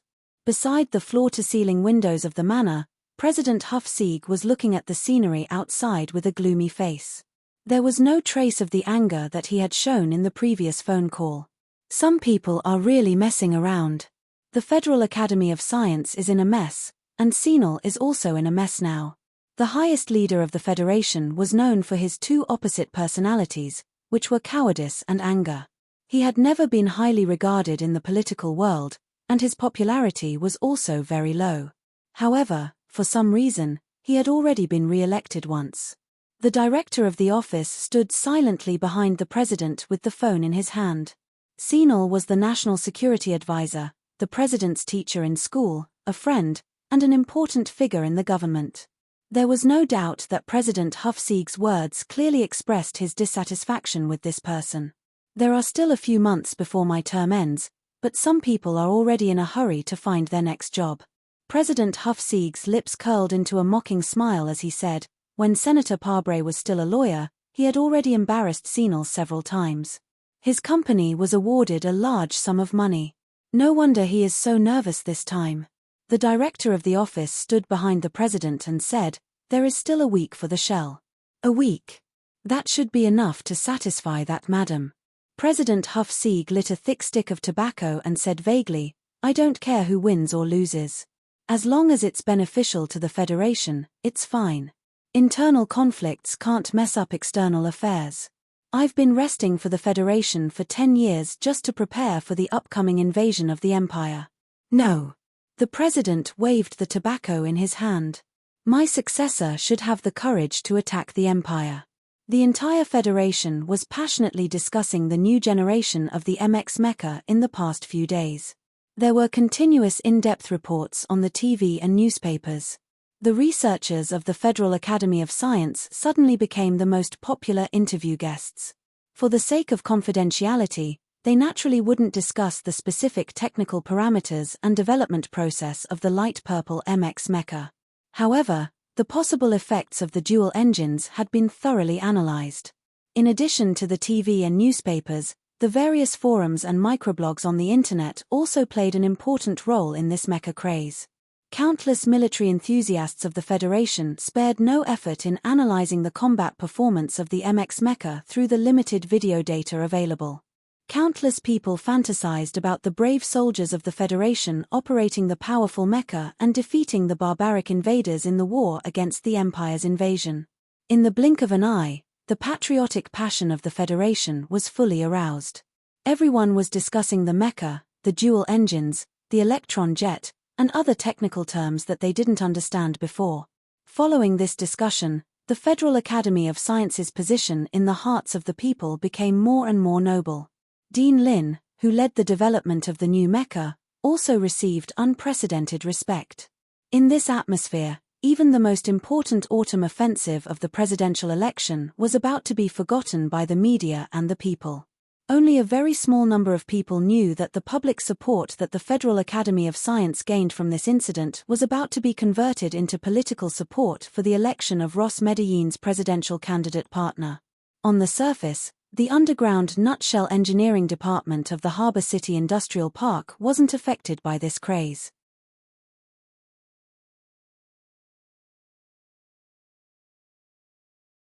All the engineers continued to follow the established schedule, silently and diligently carrying out their work. Life had to go on. Although that faint sense of disappointment still shrouded the space, as long as the Federation government didn't announce it, they would fight for it. The MX Mecha parked in the underground warehouse was nearing completion. In the isolation room, on the assembly line, countless components were being assembled. The wings were attached, and the firepower system was also beginning to be installed one by one on the body of the mecha under the fine control of the mechanical arms.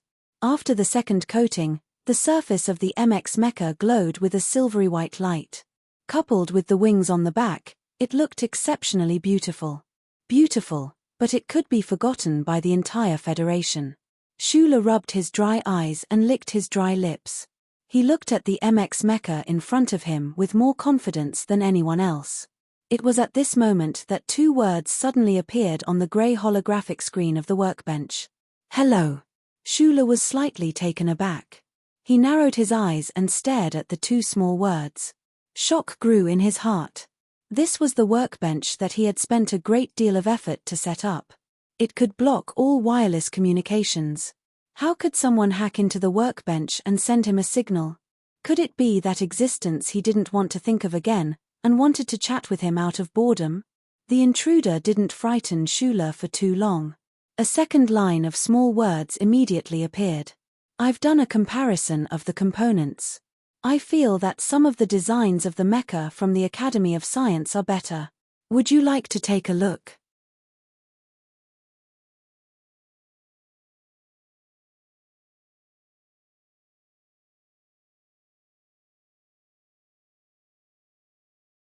Chapter 241. After seeing this sentence, Schuler's nervousness was mostly relieved. The terrifying existence who had forced its way into his dreams the last few times had appeared to be omnipotent despite not knowing where it had come from. Although he had no clues to grasp, using his engineer's logic, he had already deduced that if the other party was not the Bureau of Proclamation, then it was the Federal Central Computer under the Bureau of Proclamation. This was a possibility that terrified him so much that he did not want to think about it. Earlier, when he had seen the sudden appearance of that line of words on the workbench, he had immediately thought of that great existence who called himself the Old Thing. However, he then remembered that the other party could directly invade his brain to talk to him, so why would they use this method?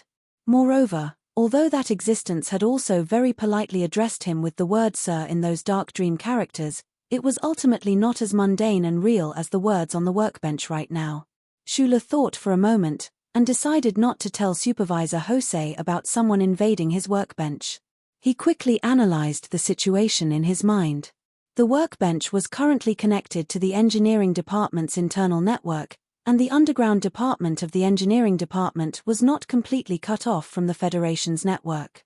The person who had invaded his workbench must be within the engineering department, and judging from the other party's words, it did not seem like they had any ill intentions. He typed into the GE conversation software window, "Who are you?" The other side of the conversation window was silent for a while, and then a line of words appeared, "Please do not panic. I am a technician from the engineering department. Because I could not find a way to contact you, I invaded your workbench." Schuler scratched his head, more or less understanding the other's meaning. Although many people in the upper echelons of the Federation knew that he had helped the Nutshell Engineering Department, at the other levels, his participation in the development of the MX Mecha was still top secret. Supervisor Jose had tight control over the engineering department, so even though he had been working with those mature and experienced engineers of the engineering department for so many days, the people in the engineering department still did not know who was helping them even though the straight-line distance between them was less than 1 kilometer. It looked like that technician on the other side had really discovered some problem and was in a hurry to contact the mysterious support team in the backup storeroom. He did not have the authority to go through the proper channels, so he had used this method. However, Schuler was a little wary of the other party's technical means. They were actually able to infiltrate his workstation through the engineering department's intranet. It's normal if the Academy of Sciences design is better than ours. He typed on the screen. Is there a problem? The other side sent over a compressed image package, which was then displayed on the holographic screen. After the press conference at the Academy of Science, I took a screenshot of some comparative drawings. There are some problems in them, so I'll send them to you for a look. Schuler opened the compressed package, propped up his head, and began to carefully read the very clearly marked blueprints. At first, he didn't know what the other party meant, but after carefully reading the notes and side notes, he roughly understood that the other party should have discovered some problems with the Federal Academy of Sciences MX design.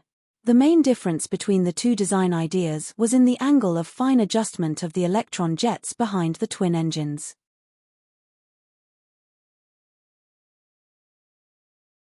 That engineer had only calculated this angle by comparing the blueprints and calculating the ratio of the armor behind the waist of the Federal Academy of Sciences MX Mecha.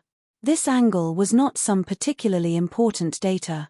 The problem was that this engineer who had infiltrated Schuler's workstation was able to calculate the difference in the TT31 formula in the quantum measurable dynamic core data and function model used by the Federal Academy of Science and the Engineering Department just based on this difference in angle. Schuler narrowed his eyes as he looked at these calculation results, but the shock in the depths of his heart could not be any greater. The data that the Federal Academy of Science had snatched from his hands had originally been tampered with through that great being. Therefore, The other party's modification design for the electron jets being somewhat different was something that he had long expected. What shocked him was that this unknown engineer was actually able to calculate so many things just from the appearance of the purple MX at the press conference. This should be what a true genius is, right? He stared blankly at the numbers on the holographic screen. Very complicated emotions welled up in his heart. On one hand, he admired that engineer, but on the other hand, he was worried that this engineer's findings would interfere with his plans. The streamlined silver-white MX mecha was not far in front of him. Those complicated power devices and firepower systems had long been installed. The finely designed attachment wings had also begun to calibrate their interfaces. The engineering department's small production line was currently creating interfaces that could be quickly replaced. Schuler scratched his head and raised his head. Looking at the scene in front of him, he thought of that genius engineer and remained silent.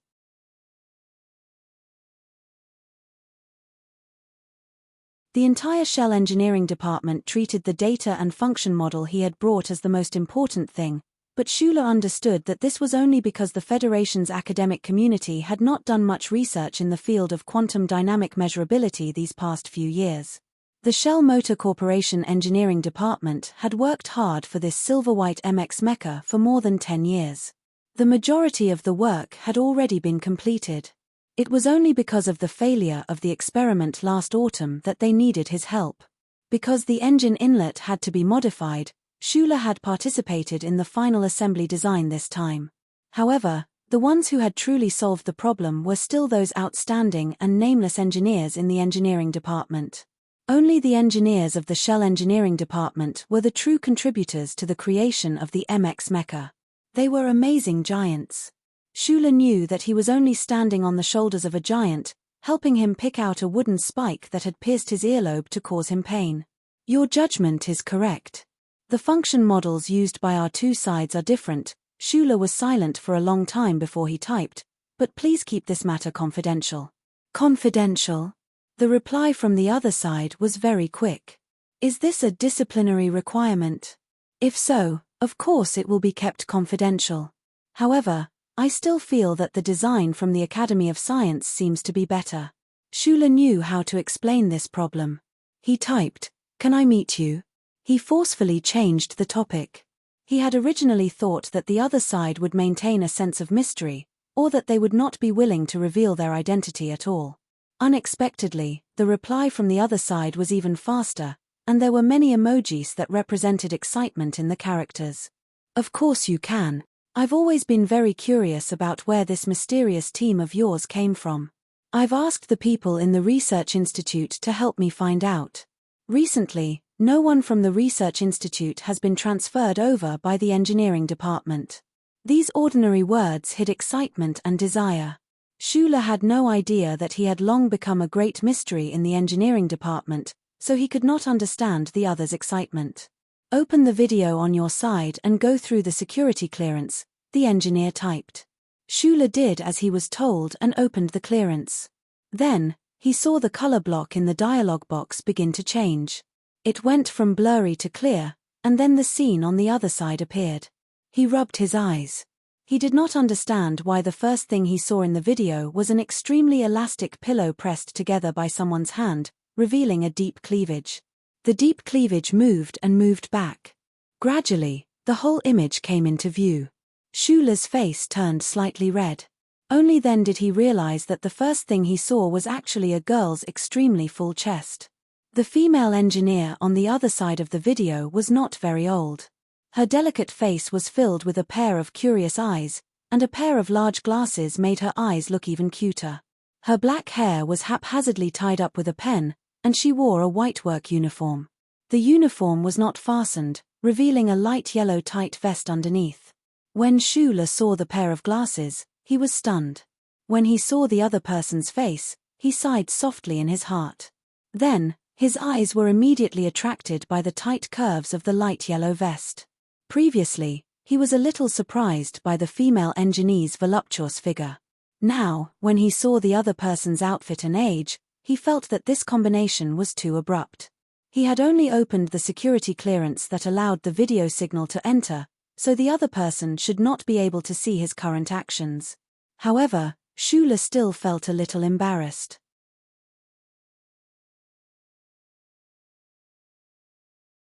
He tilted his head, but less than a second later, he could not help but stare curiously at the girl's chest in the video. Although Uncle Feng Yu did not succeed in bringing him into the world of cosmetics, he had cultivated a habit of looking at beautiful women on the street. Not to mention, at this time, in the heavily guarded underground of the engineering department, he could see the most attractive part of a girl's body at such a close distance. After all, he was still a young man, and it was difficult for him to resist this temptation. "My name is Shong Qiu." The girl smiled and introduced herself. "I'm a technician from the engineering department. Mr. Hosei has been hiding you guys very well. I'm really curious about who can come up with these structural blueprints. You have to know that since last autumn, I have been working on the electronic jet modification work, but my progress is much slower than yours." Shula looked at this female engineer named Shong Qiu, scratched his head, and turned his head around uneasily. He thought about how he thought this person was a genius, and in his heart, he guessed that technical geniuses were probably idiots in life. Otherwise, they would definitely notice how her voluptuous breasts would cause trouble to the person on the other side of the video. He thought about it and sent a message to the other side, saying, "Engineer Shong, can you adjust the video a bit?" As soon as he sent this message, he heard an angry objection from beside him. Major Lan Xiaolong stared at Shula very gloomily and said, "Hypocrite. Such big breasts, and she's an engineer with glasses. How can you not take a second look?" Shula was stunned. Only then did he notice that those people had already walked up to his side at some point. That Major Lan Xiaolong, who was in charge of protecting him, was staring fixedly at the screen, while Bai Yulon was standing to one side with her hands folded in her sleeves. Meanwhile, Ju Yu was looking at him with a strange expression.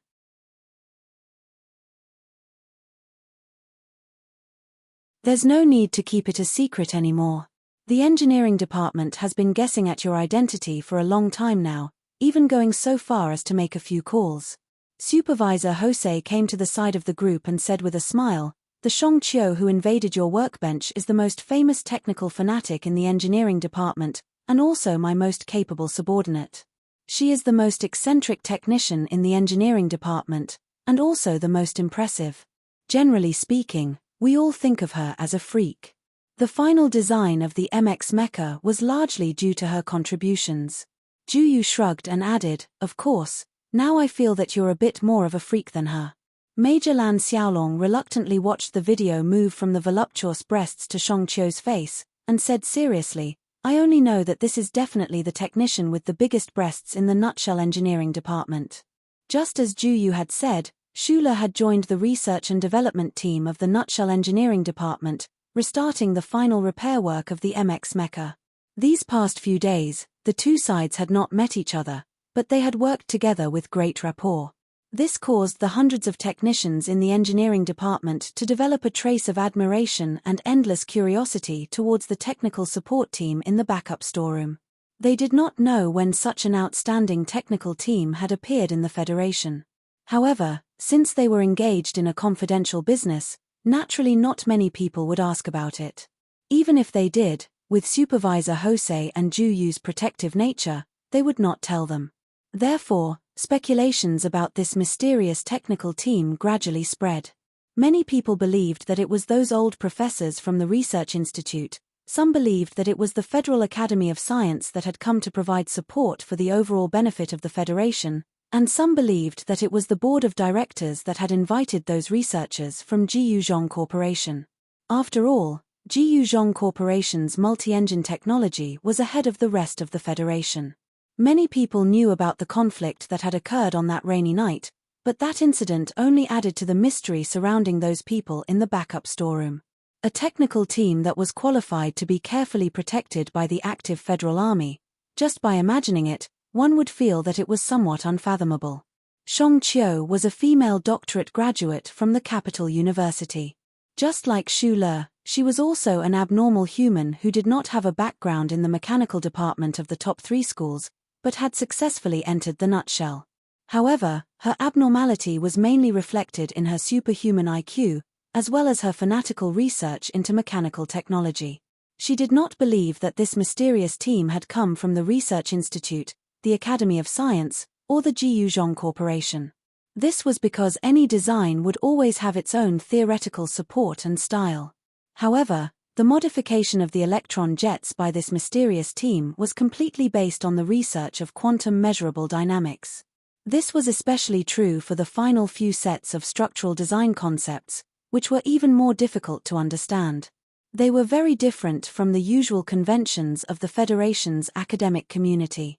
Shang Qiu was not a technical member of the Academy, so she very keenly deduced that this mysterious technical support team, or at least the spiritual core of the team, should have come from an unorthodox background just like herself. In these past few days of work, Shang Qiu had been looking at the data, instructions, and blueprints sent over from the backup storeroom.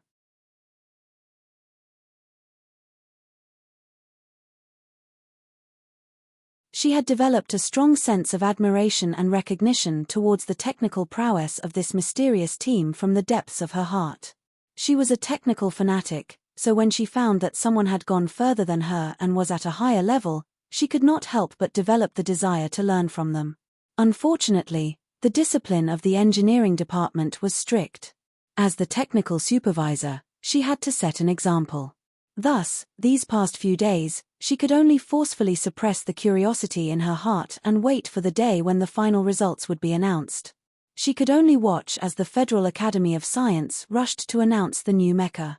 After using her computer to perform countless calculations and comparisons of blueprints, she confirmed that there was something strange about this matter. No matter what kind of woman she was, she would always need a reason to do something. Shang Qiu found a very good reason, and then added on the excuse that she was temporarily unable to contact Supervisor Hosei and that she was pressed for time. Thus, she brazenly hacked into the workbench in the backup storeroom and began her conversation with those mysterious people. This was the first conversation between Shang Qiu and Xu Le. Neither of the two parties involved in the conversation would have expected that from then on, this conversation about technology would run through the rest of their lives. And from a certain perspective, it would also change their lives and affect the lives of many others. If it's not a breach of confidentiality regulations, can you reveal a little? What's your name? How many people are in your team, and where are you from? Who is your technical supervisor? Shang Qiu typed rapidly on the keyboard as she asked curiously, completely oblivious to the fact that as she moved, her bulging breasts, tightly wrapped by her yellow singlet, appeared even more alluring. The other side of the conversation box was silent for a moment before responding, "My name is Xu Le. I'm from Whitewater Company."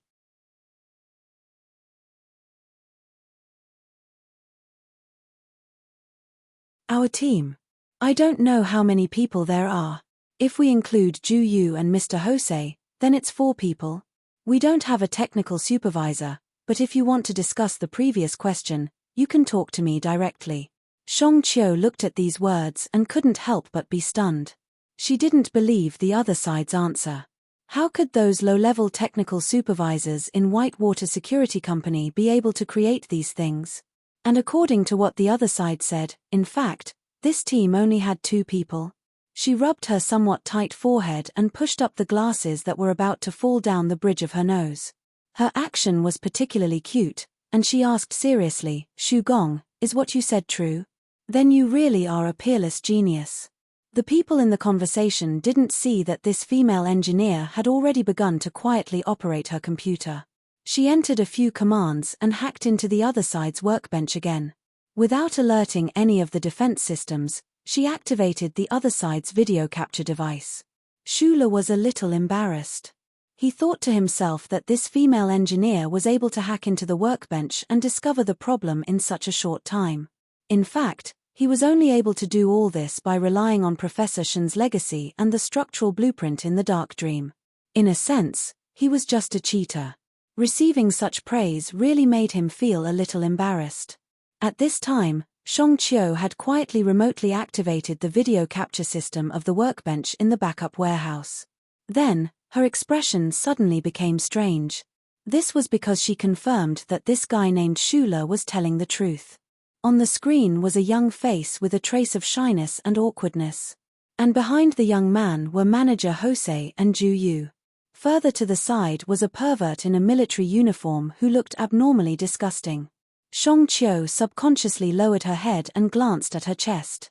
Then, she looked up and said, "Are my breasts very big?" The person on the other side of the screen didn't know why she said that, nor did he know that she was monitoring him. Shula was stunned for a moment. Of course, he wasn't stupid enough to type the words "very big breasts."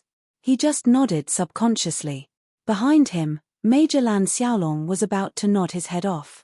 Even manager Jose and Ju Yu couldn't help but smile and shrug their shoulders after looking at each other. Shang Qiu smiled and typed, "Big breasts don't mean no brain.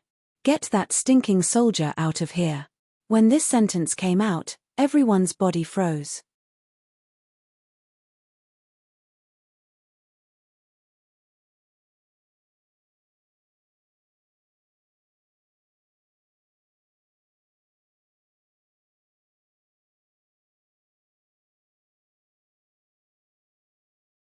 Chapter 242.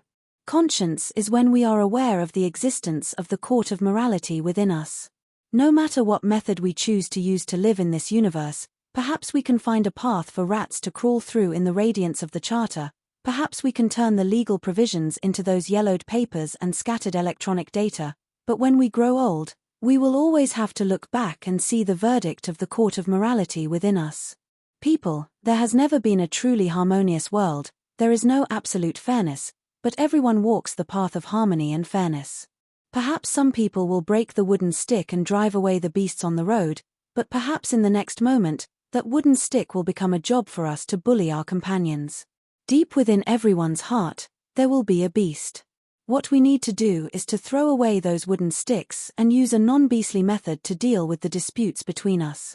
George Carlin said that the greatest injustice in the Federation society is the unfair possession of information by different classes. This is a simple and thought-provoking judgment. People, please think about it. How much do we know about the things in the Federation? Are the things we know true? Are the things we know what some people want us to know? If there is no true sharing of information, then when we deal with the disputes between us, will we already be in a state of inequality? Will we angrily pick up the wooden stick in our hands again? People, we need change. What we need is not a change on the surface, but a change on the deepest level. From the pond of the past, there will be no fish that wants to jump out of the pond. Thinking deeper from the sharing of information, I often associate it with that ordinary building in the suburbs of the capital, that one-way road. I am thinking about how the radiance of the Charter protects the hundreds of millions of people in the Federation to live in a peaceful environment, but do we need to make some corresponding changes? Of course, this should be a matter for many years to come. People, change in the Federation is right before your eyes, and the ones who can push for this change and make this change a reality are you, and only you. The autumn of the 67th year of the constitutional calendar has already arrived, and the votes are being printed under the supervision of the election committee. Your fingers will decide everything. I am Senator Medellin from Region S2. I have come to the pond that is the Federation. I want to make a change, and I need you to vote for me and Governor Ross. This is a sincere and direct request. It had been a few days since Xiao Wenjing had been transferred from the second branch of the district procurator's office. He knew that it was probably because of the aftermath of the murder case at the entrance of Hushan Road. This office was located in a building next to Charter Square. This building was a foreign office of the Federal Justice Department. Until today, he only knew that this office should belong to the Investigation and Law Enforcement Department. However, he did not understand why the recent documents sent to the office seemed to be applications for the appointment of an independent prosecutor by the Federal Management Committee. There were no cases that required independent investigation in the Federation recently. Since he had nothing else to do, he picked up the newspaper in his hand and continued to flip through it, preparing to finish reading Senator Medellin's column. As an inspector of the Federation, he had seen countless dirty deals within the Federation, but he still retained his faith in the judiciary and his love for the system. He was not a person who liked to participate in politics, but he had some feelings for Senator Macklin's article. This was already the 17th article that Senator Macklin had published in the Capital Daily.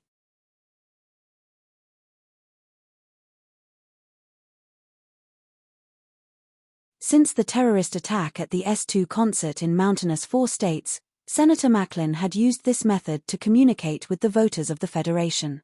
This former second-in-command of the anti-government army was indeed a political figure recognized by the people of the Federation as St. George's disciple. The 17 political articles included all aspects of the Federation's political and economic life. The language was simple and easy to understand. On one hand, he described the political views of Ross's presidential candidate and himself. On the other hand, he called for the entire Federation to continue on the path of reconciliation and non-violence. Ordinary language, coupled with this senator's legendary political experience, began to reveal an extremely attractive power. When the first 16 political articles were published, the people of the Federation fought to read them. It was not convenient for the scholars and professors in the academic world to express their opinions, but it was said that they also admired Senator Macklin in private. As a returnee, a member of the opposition, he was very clear about the shortcomings of the Federation's political scene. At the same time, he was able to use this kind of rational attitude to propose reforms. He was not blindly radical. Today was the 17th political article, and also the last one. Senator Macklin changed his usual calm and gentle tone and began to use more eye-catching words and provocative tones. With the concrete thoughts of the first 16 articles as a foundation, this last concluding speech was full of vigor and determination. It does feel a little hot-blooded. This councillor actually dares to mention the reform of the Charter Bureau. He is really bold. Xiao Wenjing put down the newspaper in his hand, crossed his legs, and began to browse the interesting articles on the internet.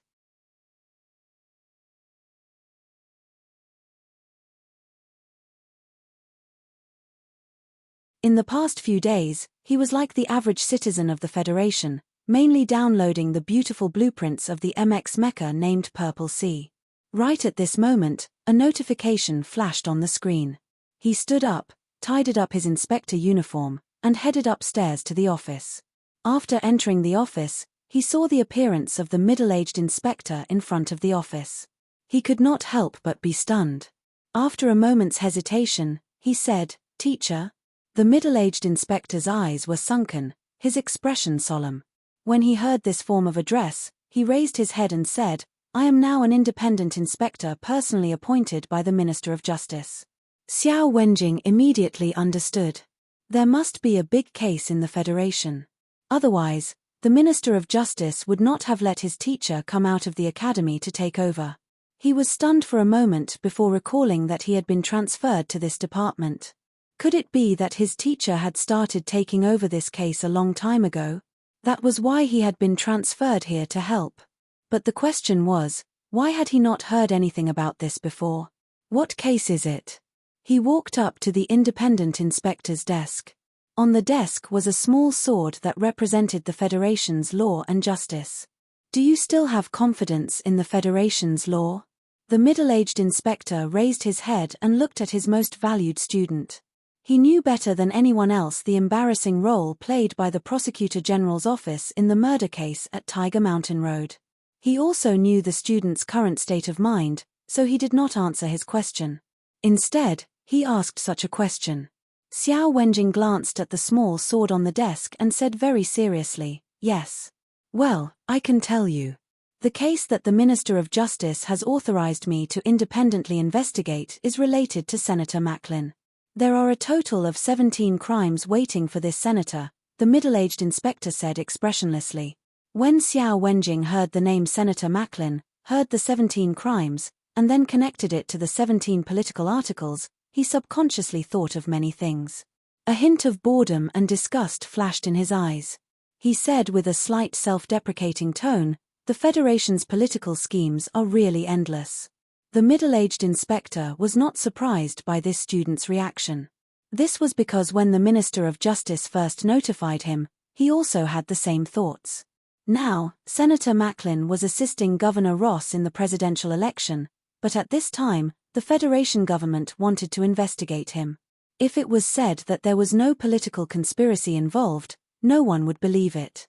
"Just finish reading these materials in my office before you express your opinion." He frowned and reprimanded, An inspector should have his own independent judgment, and not be blinded by the so-called public opinion and external image. This is the first lesson I taught you. Have you forgotten? Xiao Wenjing bowed his head and admitted his mistake.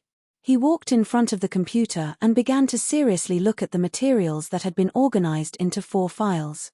The more he looked, the more shocked he was. He could not believe his eyes. Senator Macklin, who was famous in the Federation for his nonviolent views, was actually the mastermind behind so many terrorist attacks.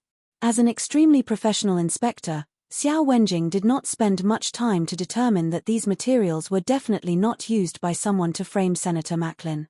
At this time, of course, he did not know that these materials were collected by an excellent spy named Shi Qinghai, who spent countless nights to collect the information. He only subconsciously thought that if these things were verified, the entire Federation would usher in a great shock.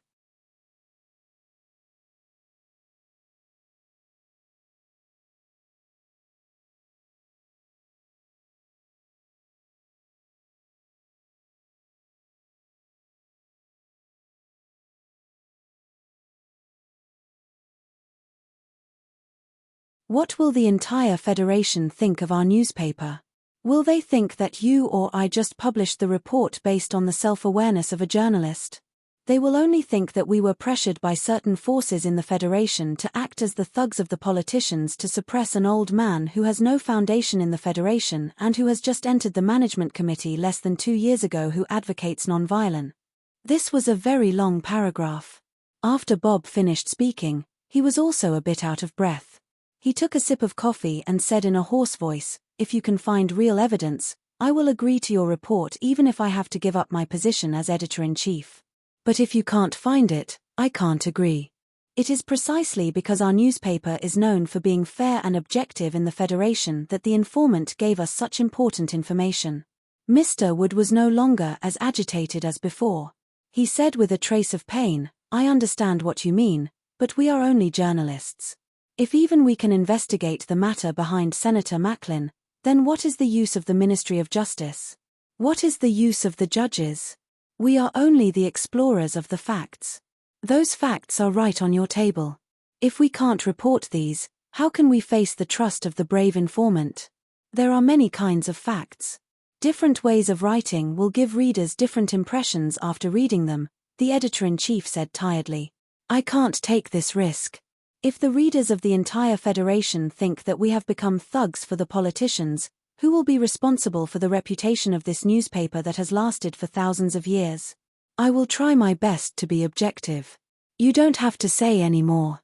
The editor-in-chief looked at his colleague who had entered the newspaper with him and said with a frown, "Don't forget, the person you are investigating is very likely to be the next vice president. According to the latest poll, the support for Ross and his partner is approaching that of Senator Parbray. And according to my sources, this afternoon, there will be a heavyweight bomb thrown at Ross and Macklin. At this time, we, a newspaper, can't expect to be able to change the attitude of the Federation voters." Reporter Wood was silent for a long time.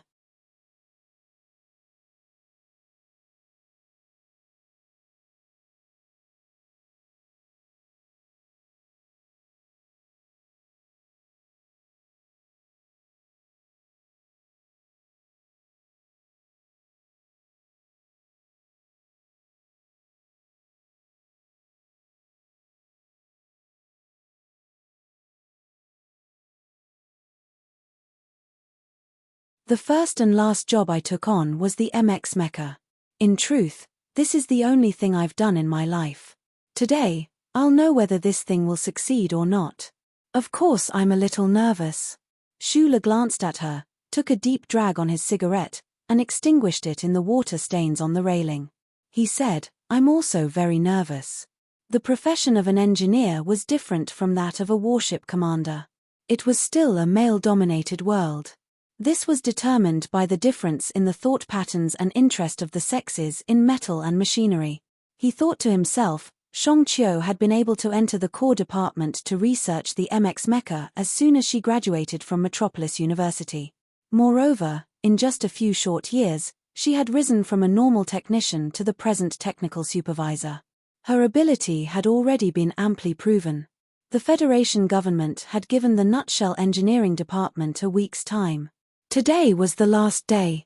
No matter how many ideas the hundreds of engineers in the engineering department still had to be tested, or how much finishing work they still had to do, a result had to be produced today.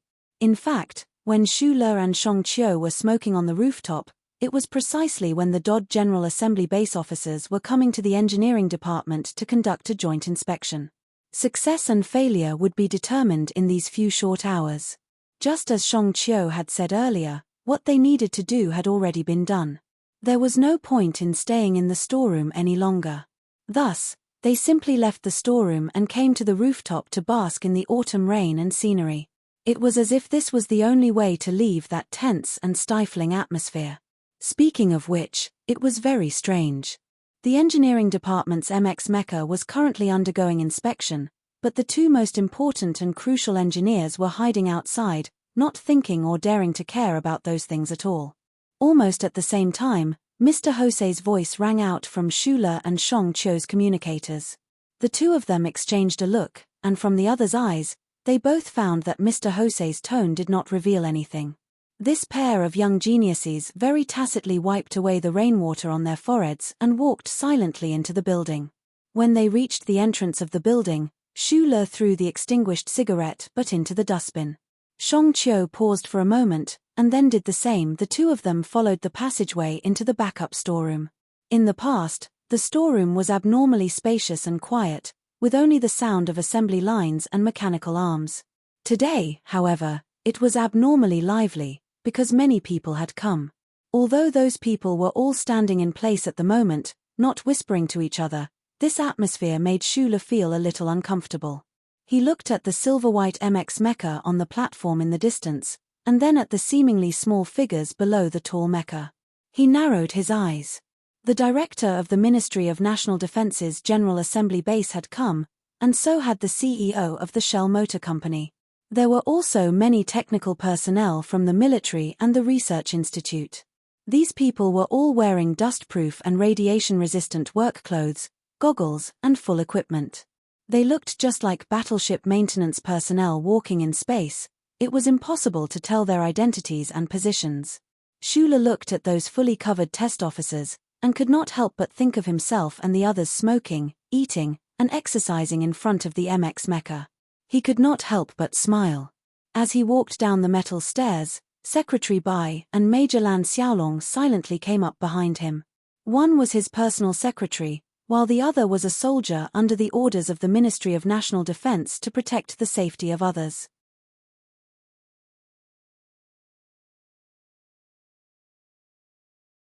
Naturally, they would not be too far away from him. Major Lan Xiaolong looked at Shong Qiu beside Xu Le, and raised an eyebrow, a hint of ambiguity in his eyes. Bai Yulon, on the other hand, maintained her calm and ladylike expression, her head slightly lowered. Xu Le did not ask about the results of the inspection, because since Mr. Hosei had informed him, the results would have to wait at the front. Xu Le and Shong Qiu walked towards the MX Mecha. The sound of their footsteps was not loud, but it was exceptionally clear in the storeroom. The officers who had been talking in front of the mecha heard Mr. Hosei say a few words, and then turned to look at the young man and woman, seeming somewhat surprised. A loud metallic clang drowned out the sound of their footsteps. The passageway between the backup storeroom and the engineering department had been completely opened, and that extremely thick and heavy alloy wall had been moved to another location. The engineers who had previously been at the engineering department headquarters to cooperate with the inspection work all walked over from the other side to join the people in the storeroom. These engineers carried incredibly complex emotions as they glanced at the MX Mecha that was now standing up on its own, basking in the feeling of being parents for the first time. Then, they turned their gazes towards the approaching Xu Le and Shong Qiu. These engineers knew very well that if not for these two young technicians, the engineering department would never have been able to complete the MX Mecha research and development so quickly. No one spoke. The spacious underground storeroom was silent. Suddenly, the skylight system above the storeroom switched on, and simulated natural light fell to illuminate the platform above.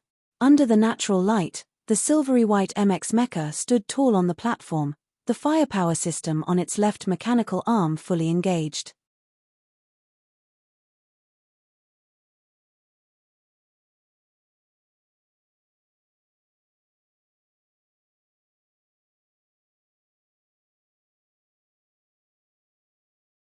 Oh!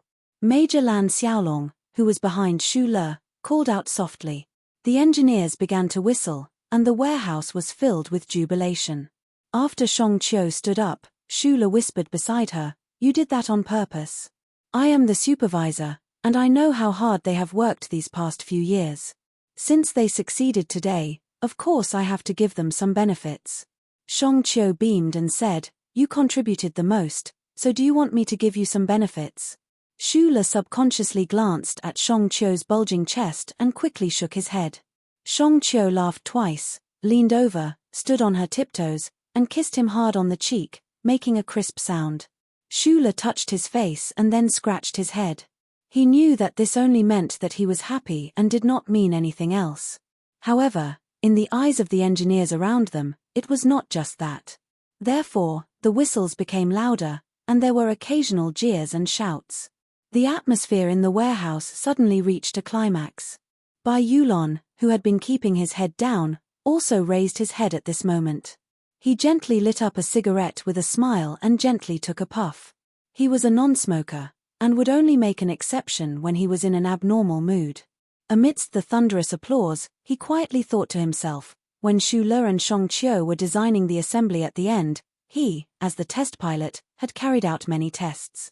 Could this be considered some contribution to MX, right at 4:32 p.m. that day, before the results of the joint inspection by the Ministry of Defense and the Shell Motor Company could be reported to the Federation? A headline appeared on the Federation's biggest news bulletin board: Shell Engineering Department's new MX mecha has been successfully developed. The Federation's biggest news bulletin board was called Stars Sky. Every day, countless citizens of the Federation would choose to view or publish real-time news here.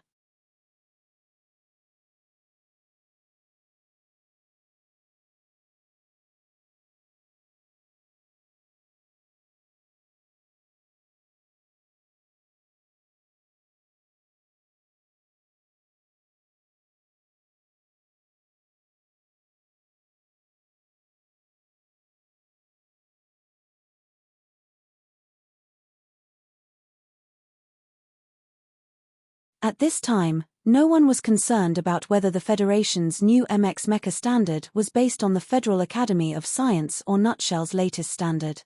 Everyone was only guessing whether plagiarism really existed.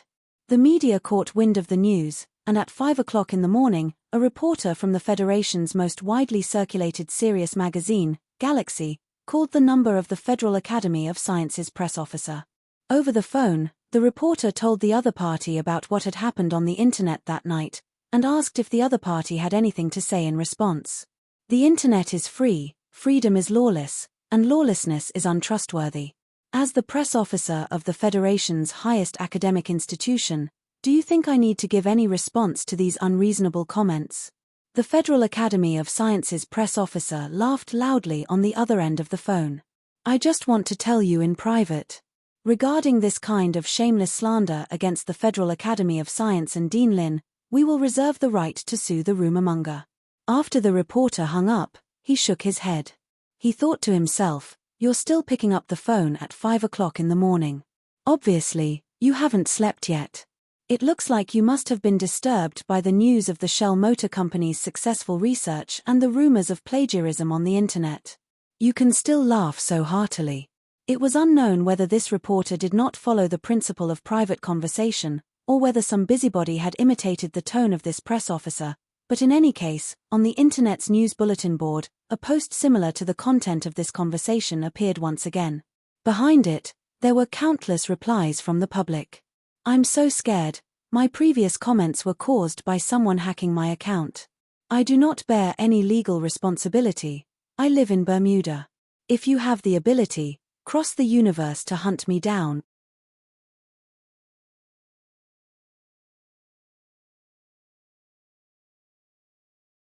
Apparently, the CEO scolded the CEO, and then the CEO scolded me. Actually, what I want to say is that we have already done what we should have done. I believe that our research on mecha is more solid than the Federal Academy of Science. As long as we fight for it, the Federation's mecha standards in the future will definitely use us. Why do we have to cause trouble at this time? The Purple Sea from the Academy of Science should have a higher output than us, Shongqiu replied. But this is not the main point. I have always had my doubts about its stability. After saying this, Shongqiu glanced at Xu Le. In fact, everyone present was well aware that the person who had sent out the message last night must be present. The Shell Motor Company had developed the MX a little later than the Academy of Science. No matter how grand a press conference they held, it would not be able to achieve the sensational effect that the Academy of Science had. This kind of bottom-up, from the internet to the real world, could instead achieve good results. Xu Le thought to himself that just getting the standards was not enough. Mr. Hosei looked calmly at Xu Le. He knew what he was thinking. This matter concerned Professor Shen's reputation. This genius technician would definitely not back down. There is no evidence. Mr. Hosei was silent for a moment before saying, no matter how much the people talk about it, there is no evidence.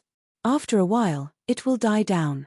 I'm thinking of a way to let the evidence grow on its own, said Xu Le with his head lowered. Overnight, the entire Federation knew that the Shell Motor Company had also successfully developed the new MX mecha. As for what standards the Federation should use, heated discussions began in the various official residences in the capital, in the offices of the Federation Management Committee, and in the staff meetings of the various military regions. Also overnight, on Star Sky, including the Federation's public network, any discussion of the new mecha was swept clean.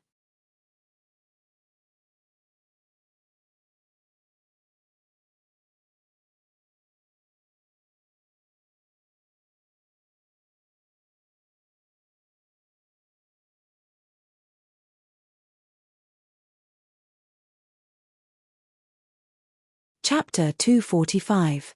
That night, Li Xiuzhu invited Dean Lin for dinner. At the table, the two of them talked about the recent battle of mecha standards in the Federation. The data from the Federal Academy of Science and the Shell Motor Company had already been handed over to the government. As for who the government would choose in the end, it was still a long process of struggle. However, from Dean Lin's side, Li Xiuzhu had obtained some inside information and was relieved. As long as the Purple Sea MX from the Academy of Science could completely suppress the little white flower from the engineering department in terms of technical specifications, it would be much more natural for him to take advantage of the situation and do some tricks outside the decision-making level. Generation after generation of aristocratic children appeared in the Federation, but there weren't many who could truly lead the society for a time. Li Xiuzhu was the first in line to inherit the Li family, but this was the first time he had appeared on behalf of the family alone. He had gone deep into the political circle to stir up trouble. This matter involved the presidential election and his own future, so he naturally couldn't allow his performance this time to fade into the crowd or even become a laughingstock. Today, the Federal Academy of Science had already been tied to the election war chariot of the two candidates. Even if Li Xiuzhu had too many opinions about Lin Yuanhu, it wasn't convenient for him to show them now. After all, if the Academy of Science lost the standards battle, the plagiarism controversy wouldn't be able to calm down even if it wanted to. This would also have a responsible impact on the presidential election. As a nephew, he wouldn't be so presumptuous as to show a black face to the leader of the Federation's academic community at the dinner table, but he really didn't have much interest in catering to the other party. Lin Yuanhu still had that noble and respectable expression on his face, as if he wasn't affected by the rumors accusing him of plagiarism among the people. Speaking of which, it made sense. After sitting in the position of the head of the Federal Academy of Science for so many years, his tenure was much longer than that of the president's. This kind of important figure would only smile slightly towards the discussions of the ordinary people and not care at all. After a dinner that wasn't very tasty ended, Dean Lin received the promise of continued support from Li Xiuzhu, and Li Xiuzhu also received the assurance that there wouldn't be any problems with the Academy of Science. They didn't taste much of the food, but both parties were quite satisfied with this interaction. Li Xiuzhu politely sent Lin Yuanhu out of the restaurant and walked toward the car outside the hotel's revolving door. He was like a real nephew showing respect. The old man and the young man were escorted by their secretaries and subordinates. When they were about to leave the hotel, they saw 6 or 7 people coming in from outside. Those people were young and wore very ordinary clothes. However, in the gloomy autumn day, they gave people a sense of calmness and experience. This high-class hotel was filled with high officials and nobles. With so many people coming and going, it was very lively. It was very normal to meet someone at the entrance of the hotel. Li Xiuju's footsteps slowed down a bit. At the same time, he noticed a man with small eyes in the group. He looked a little familiar. Secretary Lu's eyes flashed with a strange color. He leaned close to Li Xiuju's ear and whispered, "They are from the Nutshell Engineering Department. The small-eyed man in the middle is Xu Le." Li Xiuju's eyebrows jumped. He was a bit surprised, but he immediately remembered that the Federation was in the middle of reviewing the standards. The Nutshell Engineering Department would definitely send a technician over.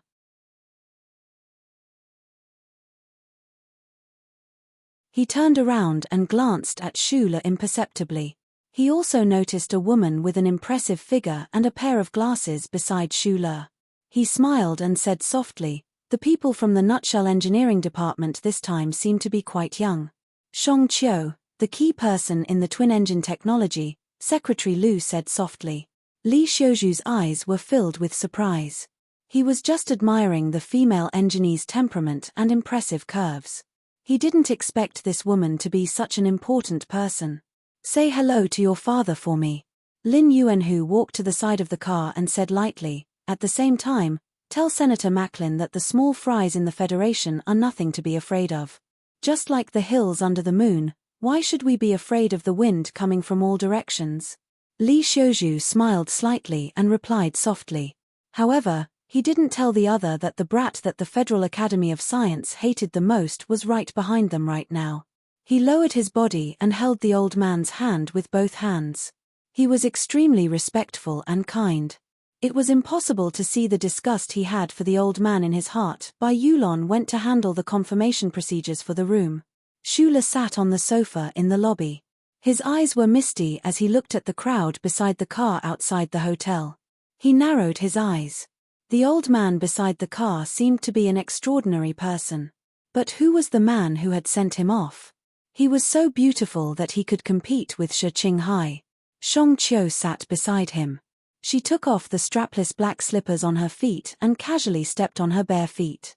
She hugged her knees and looked especially cute.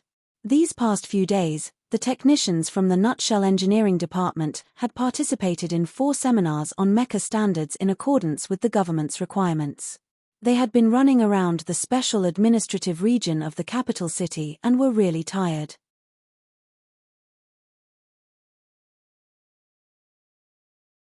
She followed Xu Le's gaze and looked over. She smiled slightly and said, "Do you know that important person?" Xu Le shook his head. "Director Lin Yuanhu." Shong Qiu's smile had a trace of playfulness. She pressed her face against her knees and yawned. "The person you can't forget. I didn't expect you to not know him at all. That old man was the leader of the Federation's academic community." Xu Le narrowed his eyes. He had seen enough important people in his life, but Lin Yuanhu was the first person he had to defeat. So, at this time, his feelings were inevitably complicated. Since the old man was Lin Yuanhu, then the identity of the handsome young man who had sent the old man out of the hotel was naturally obvious. Other than the young master of the Li family, who else could be so devilishly beautiful and yet so calm? He turned his head and looked at the sleepy Shong Qiu. He couldn't help but shake his head. In the lobby of a high-class hotel, she could still be so relaxed and carefree.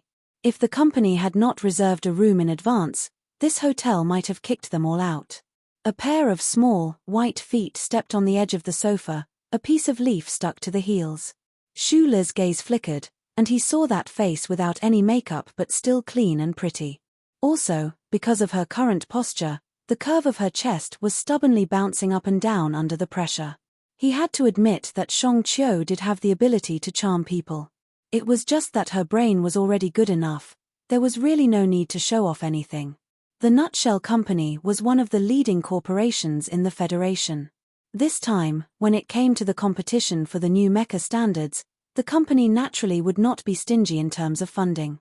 They had directly booked the entire 24 floors of this high-class hotel that the politicians and wealthy businessmen of the Federation loved. The technical team took up 6 of the rooms, and the remaining rooms were handed over to the security team sent by the Whitewater Company. The remaining few rooms were left for Major Lan Xiaolong and his soldiers. Although it was said that the upper management of the Nutshell Company had some objections to the Ministry of Defense sending personnel to protect their own employees, when they thought of what the independent director had done that rainy night, the company's upper management could only remain silent. After that independent technical director had left Hong Kong that night, he had been staying in the hospital. The board of directors of the Nutshell Company had already passed the resolution to remove him from his position as a director. They were just waiting for the shareholders' meeting to officially pass the resolution, and then report it to the management committee of the Federation. Schuler didn't care about that director's future. He stood by the window, looking at the square below the 24 floors, and the presidential residence further away, surrounded by green buildings. For the safety of the presidential residence, the height of the buildings in this area of the Capital Special District was strictly controlled. It was said that this high-class hotel named Green Sun was the tallest building in the district. The competition for the new Mecca standards of the Federation would come to a conclusion tomorrow at the presidential residence. Schuler thought of this, and his mood became heavy. The competition for the standards wasn't sent to the Ministry of Defense, nor to the Academic Committee. President Sieg had directly put it on the agenda of the office. What did this mean? Bai Yulon knocked on the door and came in. She helped him tidy up his clothes, made a cup of green tea, and then walked behind him. Following his gaze, she knew what he was thinking. She said softly, "The Academy of Sciences seems to be very confident in the past few meetings." During the meetings, the two sides hadn't shown any specific technical data.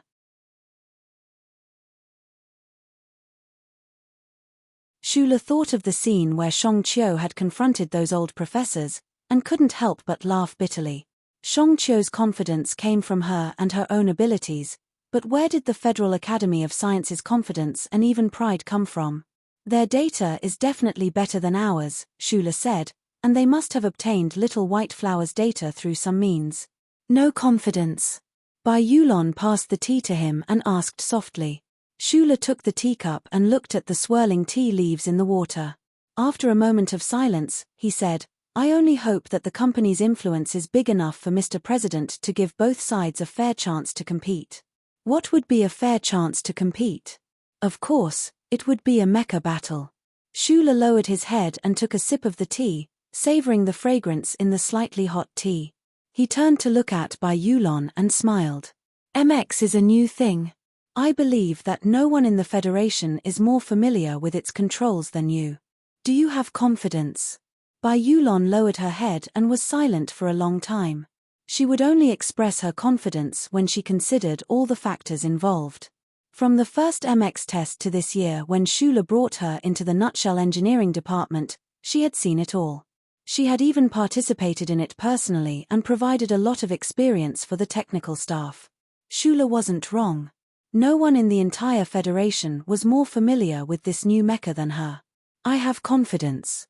Even if the ace of the military came, it would be the same," Bai Yulon answered with her eyes lowered. "The Purple Sea from the Academy of Science might have a higher output power than Little White Flower," Schuler reminded her. "Although I don't know what you did in the past, I think that Purple Sea definitely has a fatal problem."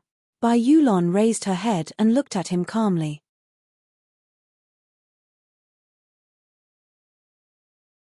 "As long as the pilot the Academy of Science is looking for is not Madman Li, then it's fine." Schuler nodded. He had also considered the issue of test pilots before. Madman Li's ability was indeed terrifying, but the Lees of Philadelphia had always been on good terms with the Tai family. At such a crucial time, Madman Li couldn't be involved in this matter. Bai Yulon suddenly thought of something and frowned. The key is that the Academy of Science might not agree to the request for a mecha battle. They have the advantage in terms of data. If they only use a written evaluation, the Federation's new standards may very well be based on theirs. Why do they have to do this? This matter is not up to them. Schuler picked up his teacup and took another sip. He thought to himself that Secretary Shen's side had probably already made their move. The battle between the Federation's new MX mecha was definitely going to happen. The autumn rain had stopped long ago. Only a thin layer of fog hung over the streets of the special capital district. The other professors in the technical team obviously didn't sleep well. They were probably worried the entire night because of the standard confirmation meeting today. On the other hand, Xu Le and Shang Qiu seemed to be full of energy. Shang Qiu's confidence came from the things that Xu Le had told her, as well as a kind of fanatical worship of technology. Xu Le didn't have much confidence at all. He only believed in the influence that the Tai family had on the Federation. He even vaguely guessed that the meeting today at the president's office wouldn't be able to set the standards for the new mecha at all. They would only come up with a method to set the standards. Of course, what he hoped for was a mecha battle. This was the simplest and most direct way to slap the opponent in the face. The Nutshell Company's car picked them up from the entrance of the hotel. After only 5 minutes of driving, they arrived at the edge of a large green lawn. Everyone got out of the car and began to undergo strict security checks. The workstations that they brought with them were also moved to the president's office by specialized personnel. Xu Le looked at these special task force agents who were wearing black suits and white earphones. They weren't unfamiliar to him. When he was with Tai Jiyuan, he had seen many of them. When he thought about how important the Tai family was to President Sigurd, he was much more confident about today's standard meeting. They walked along the path in the middle of the lawn toward the president's office in the distance. The white president's office was faintly discernible in the thin fog, but it didn't feel like it was floating. There was only a sense of solemnity from history and the awe of power. The president's office of the Federation would have its outer walls repainted every 10 years. The color of the outer walls was decided by the citizens through online voting. This decade, the color of the outer walls was white. From time to time, black cars would drive past them. Xu Le, Shang Qiu, and the others stepped to the side to let them pass. Looking at these custom-made luxury cars and the eye-catching special license plates on the cars, they knew that these people were all important people of the Federation who were here to attend the standard meeting today. Commander of the 1st Military Region, Chairman of the Joint Chiefs of Staff, General Miles. Bai Yulon looked at the black car with the military license plate that had just driven past and whispered to Xu Le. He was from the 17th Armored Division of the 1st Military Region, so he was naturally very familiar with the car of this military leader. The cars of these important people naturally didn't need to go through the outer security checks. Xu Le narrowed his eyes and looked at the cars that disappeared into the fog.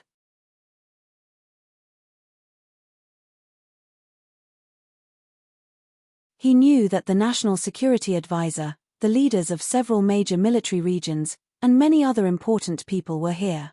At this moment, his previous confidence was suddenly shaken.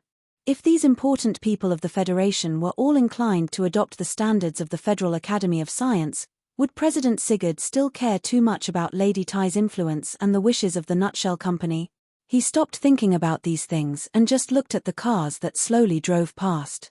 As he looked at the president's office that was getting closer and closer, he felt some other emotions. This was the core of the Federation's power. These people were the embodiment of the will of tens of billions of citizens of the Federation. When he was at Donglin's Zhonglo Street, he didn't dare to imagine that he would one day enter the president's office and pass by these important people. It was still early when they entered the president's office, so the meeting hadn't started yet.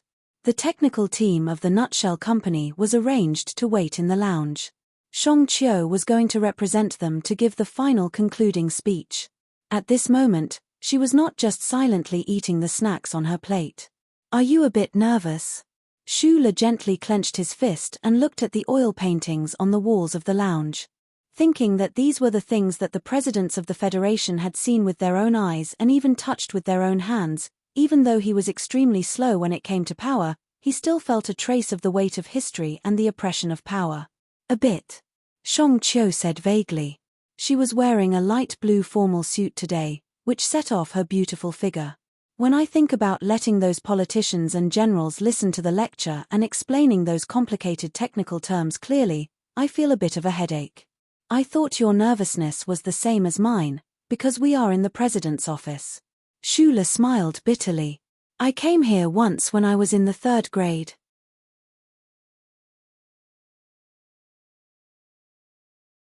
Shang Qiu wiped the crumbs from her mouth and looked at Shula's shocked expression. She explained with a smile, "The president's office is open to tourists once a week. What's so strange about it?" Shula scratched his head awkwardly. He was an orphan from Donglin, so he naturally didn't know about these things. An official from the president's office came to inform them. Shang Qiu followed him into the tightly shut conference room. The technical team of the Nutshell Company, including Shula, began to stare blankly at the door at the end of the corridor. They didn't know what was going on inside and whether Shang Qiu's presentation would be successful. It didn't take long for Shang Qiu to come back with a computer. She sat beside Shula, shook her head, and said, "I can't see any signs." "Then let's wait," Shula said. No one would have thought that this wait would go on for an entire day and night. The biscuits of the president's office were indeed delicious, and the tea was truly a product of mountain mist. However, it wasn't a good idea to keep eating like this. Shula looked worriedly at the door, a very bad feeling growing in his heart. Those important people had actually discussed for so long without a conclusion, one could imagine how intense the situation in the conference room must be. He was very worried. If the Federation government didn't even give the Nutshell Company a chance to battle Mecha, what else could he do? Everyone has seen the technical data. The National Security Advisor rubbed his somewhat numb forehead and said, "The Federal Academy of Sciences Purple Sea has the overall advantage." He looked at the president sitting at the back of the office and said with a smile, "Hu Fu, we've already given the Nutshell Company enough chances."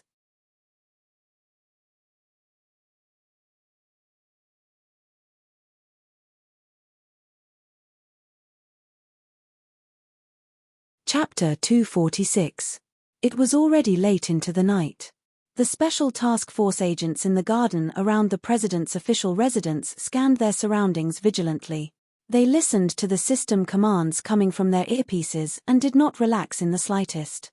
They knew very well that if the Empire's spies had the ability to infiltrate the Federation and launch an attack on the president's official residence tonight, the Federation would definitely suffer the heaviest blow in history. This was because most of the current cabinet and most of the key members of the federal military were at the scene of the meeting in the president's office. Of course, under the glory of the Charter, no Empire's spies had ever been able to penetrate deep into Planet S1.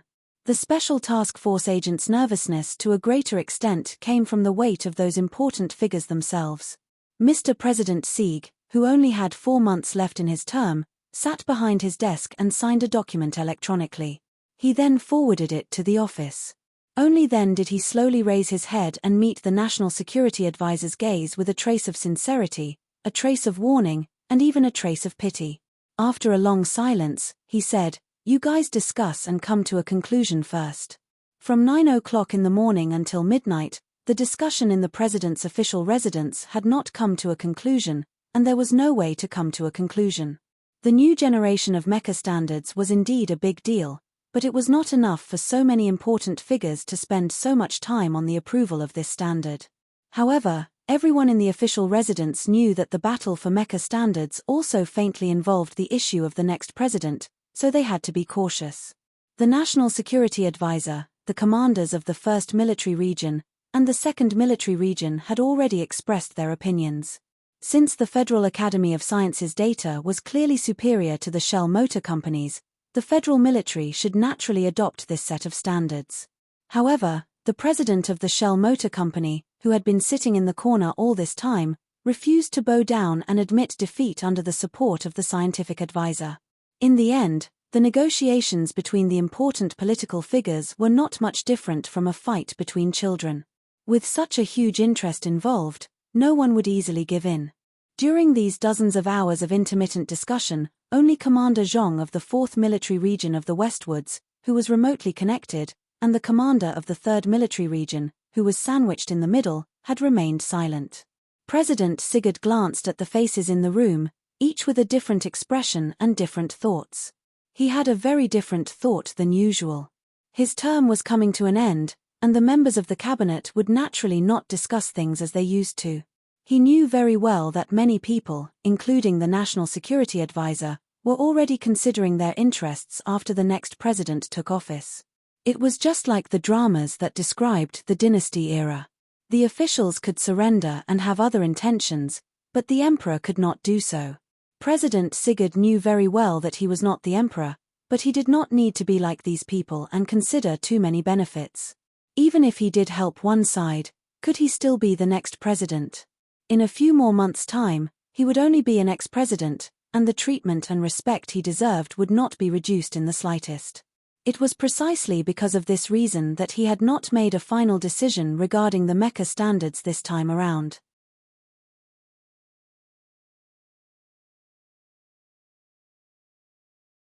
Even though the Academy of Sciences mecha standards had already received the support of the majority of the military, and the Shell Motor Company's efforts could be wasted at any moment, President Sieg remained silent. The two major factions in the Federation government had already shed all pretense of cordiality at this moment, and the side that supported the Federal Academy of Science had already gained an overwhelming advantage. The National Security Advisor narrowed his eyes and looked at President Sigurd, thinking to himself, "You are just a pile of mud that you helped into office. Who would allow you to play these kinds of tricks at this time?" This teacher and close friend of Mr. President was just about to use words to force President Sigurd to make a decision when a notification sounded in the office's communication system. Space fleet connecting. Hearing this, everyone in the president's office perked up. Even Commander Zhong, who had been dozing off on the screen, slowly raised his head. In this kind of situation, if that 3-star female general of the space fleet expressed some kind of opinion, it would be decisive. After filtering the image for a while, the face of a female general appeared on the screen hanging in the president's office. This female general was around 45 years old. Her facial features were cold, and the lines of her face were as sharp as a knife. Looking at her made people feel as if they were stabbed in the heart by an ice knife. Hong Yuliang, the only 3-star female general of the Federation. She led the 3 major fleets of the Federation and walked in the universe. She fought at the edge of the interstellar system, and her achievements were outstanding. It had been 4 years since she had landed on the surface of a planet. She was like a meteorite in the universe, full of sharp edges and cold. What are your thoughts? President Sigurd recounted the previous discussion and the dispute between the two sides and asked the female general on the screen. Mr. President, I have already looked at the technical data of both sides. I think that the Federal Academy of Science has the advantage.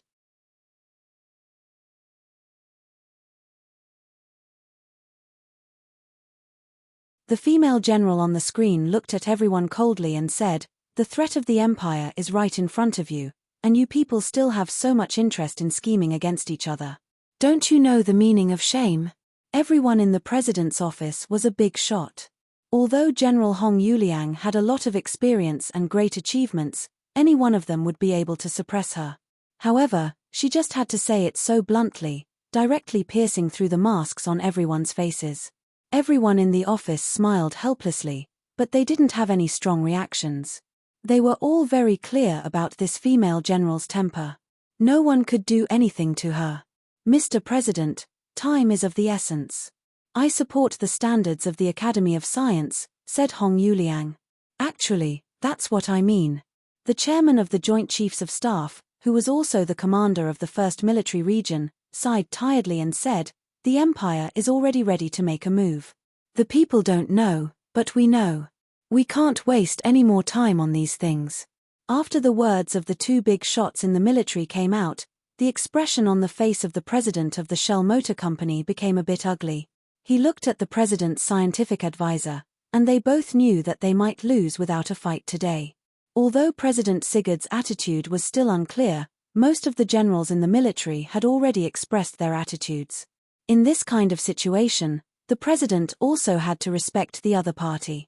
The vice president who represented the Academy of Science stood up with a smile and said to the general in the office and the 2 generals on the screen, "The results of the conference have already proven that the Purple Sea developed by the Academy of Science has completely suppressed the design of the Shell Motor Company in all aspects. I can guarantee to the Federation that the new mecha from the Academy of Science will definitely be able to help the Federal Army achieve unprecedented success in the war with the Empire." Just as he finished speaking, The heavy wooden door of the president's office was pushed open. The deputy director of the office, Boog, walked in with a strange expression and said, "Philadelphia called." The atmosphere in the president's office became abnormally strange because of the words "Philadelphia called." The commanders of the 3 military regions and the female general of the Space Fleet began to tidy up their military uniforms. Commander Zhong of the 4th Military Region opened his eyes abruptly, and the rest of the people were slightly stiff. They didn't know if this sentence was true or not. Philadelphia called? That old man seemed to have not cared about the affairs of the Federation for more than 10 years. Why did he take the initiative to contact the president today when discussing the mecha standards? The expression of the National Security Advisor froze for a moment before returning to normal. He also didn't think that such an unexpected situation would happen, but then he thought that no matter how respectable that old man's status was, this was still an important matter for the Federation. The other party couldn't just use his status to mess around. There was no video, but an old voice sounded from the phone in the president's office. A mecha standard actually took 1 day and 1 night to discuss. Then if the Empire invades again, do we have to discuss this for 2 months? Do we even need to invite the members of the Federation Management Committee to participate in the discussion? President Sieg smiled slightly and said into the phone, "Do you have any suggestions?" The voice on the other end of the phone said slowly, "Mechas are used for battle. The data is not important. 2 mechas fight, and we just need to see the result." The president's office was silent.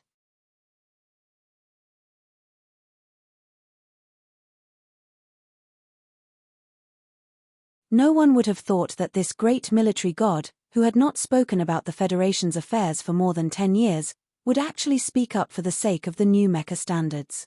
Furthermore, the method he suggested was so primitive and barbaric, and even a little naive. However, no one raised any objections. The chairman of the Joint Chiefs of Staff, General Miles, stood up and saluted into the phone.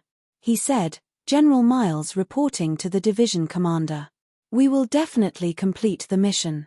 Years ago, during the first intergalactic pursuit against the Empire, General Miles was the battalion commander of the 17th Armored Division, and General Li Pifu was the division commander of the 17th Armored Division. At this time, the other generals in the office had also stood up and listened respectfully to Fei Cheng's call. For the federal military, Fei Cheng's call was not a suggestion, but an order from their superiors. They only needed to follow orders. President Sieg stared at the phone in front of him.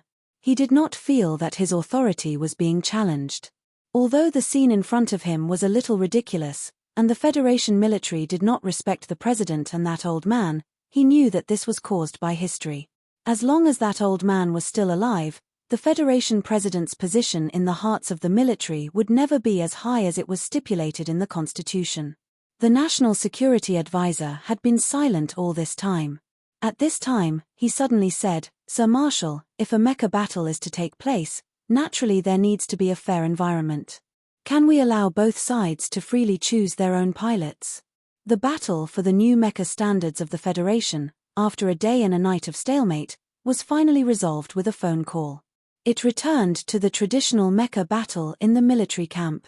Although everyone knew that this method would not be able to fully display the new mecha standards of both sides, it was still a relatively fair method.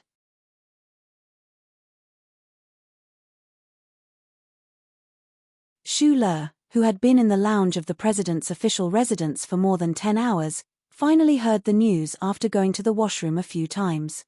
This news was not unexpected. It was also the best method he had imagined, because the Academy of Sciences mecha data did indeed have the advantage. However, he did not know what kind of struggles and secret compromises the big shots in the Federation's cabinet had gone through in order to achieve this mecha battle. He also did not know that this situation had been decided by the military god of Fei Cheng.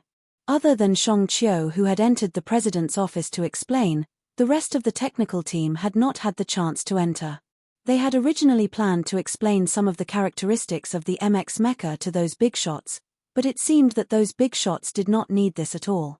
They would only do things according to their wishes. That night, returning to the 24th floor of the hotel, Xu Le looked at the dimming lights of the president's official residence in the distance. Thinking of Mr. CEO's solemn instructions, his heart also became heavy. This was already the last chance they could fight for. In a mecha battle, Nutshell definitely could not afford to lose. The mecha battle location has been chosen at the old moon base. Shula took the teacup and said seriously to Bai Yulon beside him, "The time is 3 days later. There's still time to make the initial preparations. However, this place is disadvantageous for us. The low-gravity environment will magnify the difference in instantaneous power output. Mobility is especially important at the old moon base. You need to be mentally prepared." Bai Yulon held her teacup with both hands and nodded lightly. She said softly, "Understood." Shula turned around, his eyelids drooping as he repeated the calculations he had done countless times in his mind. He said, "You must force the opponent into an overclocking battle. The Academy of Science did not do enough self-checks, so they definitely haven't discovered that problem yet. Under the overclocking state of the electronic jets, the longest stable time is only 3 minutes. You just need to drag on for 3 minutes, and their purple sea will be destroyed for everyone to see." Concentrating the power of both engines to make an instantaneous increase in power output was an operation that would only be used in an absolutely intense mecha battle. At this time, Shula's request for Bai Yulon to drag the Academy of Science's purple sea into this state and maintain it for 3 minutes was a very difficult request. "No problem." Bai Yulon lowered her head and said softly, "After hearing what you said, my confidence is increasing. I even somewhat hope that the opponent will choose Madman Li as their pilot." Shula laughed, shook his head and said, "This possibility is too small. Previously, the president said that this mecha battle was the intention of the Lees of Philadelphia. It's obvious that they are helping us. How can Madman Li participate?" Li Xiuzhu stood by the window with a gloomy expression. He didn't know that Shula had been standing by another window not far away, looking at the president's residence with him. The news that came earlier made him feel somewhat unhappy. His family had spent a lot of money to convince the National Security Advisor. They had also used their relationship with the First Military Region and the threat of the Empire to make the big bosses of the federal military firm their stance. However, he didn't expect that all of this would disappear because of a call from Philadelphia. "Don't worry about anything." There was only one energy-saving lamp in the room, so the light was somewhat dim. The president of the Academy of Science, Lin Yuanhu, sat on the sofa in the luxurious suite. His expression was very calm as he looked at this young nephew of his and said, "It's just 3 days later than scheduled." Li Xiuzhu turned his head and forcefully hid the trace of displeasure on his face. He smiled and said, "It's good that Uncle Lin has confidence. I have confidence in the research ability of the Academy of Science." Lin Yuanhu's expression slightly darkened. This afternoon, he and Li Xiuzhu had been waiting in the hotel for the news from the president's residence. Because of the press conference that the Federal Academy of Science held without authorization, this old man knew that President Sieg had a lot of opinions about him. Even the big bosses of the military had secretly scolded him. It was all thanks to the Li family's help that the anger was quelled. Since this was the case, it was naturally inconvenient for him to go to the president's office.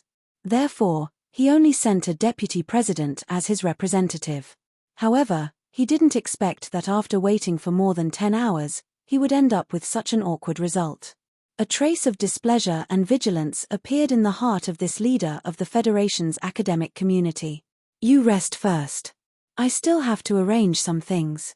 Li Xiuzhu smiled slightly and walked out of the room. Just outside the room, he first called his father. The head of the Li family naturally already knew about the decision of the president's residence, but he needed to know if there were any follow-up arrangements from his father's side. The head of the Li family's calm voice came from the other end of the phone, "There's nothing for you to do now. The National Security Advisor will take care of it." "Yes, father."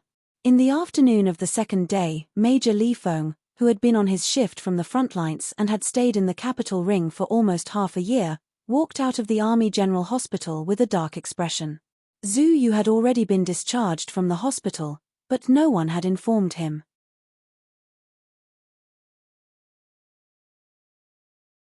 Although with his background, even if he rushed into the West Mountain compound, no one would dare to stop him, but after all, he still had to think about the honor of his family. Thinking about the phone call he had received from the Ministry of Defense, Li Feng's expression became even darker.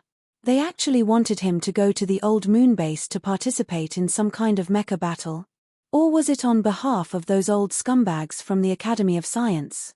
Now, he was very clear that Shula had participated in the MX of the Nutshell Mobile. Once he thought of the possibility of smashing that brat's hard work into pieces, he had a kind of desire and excitement. However, Madman Li was not a real lunatic after all. He knew very well that there were many things hidden behind this phone call.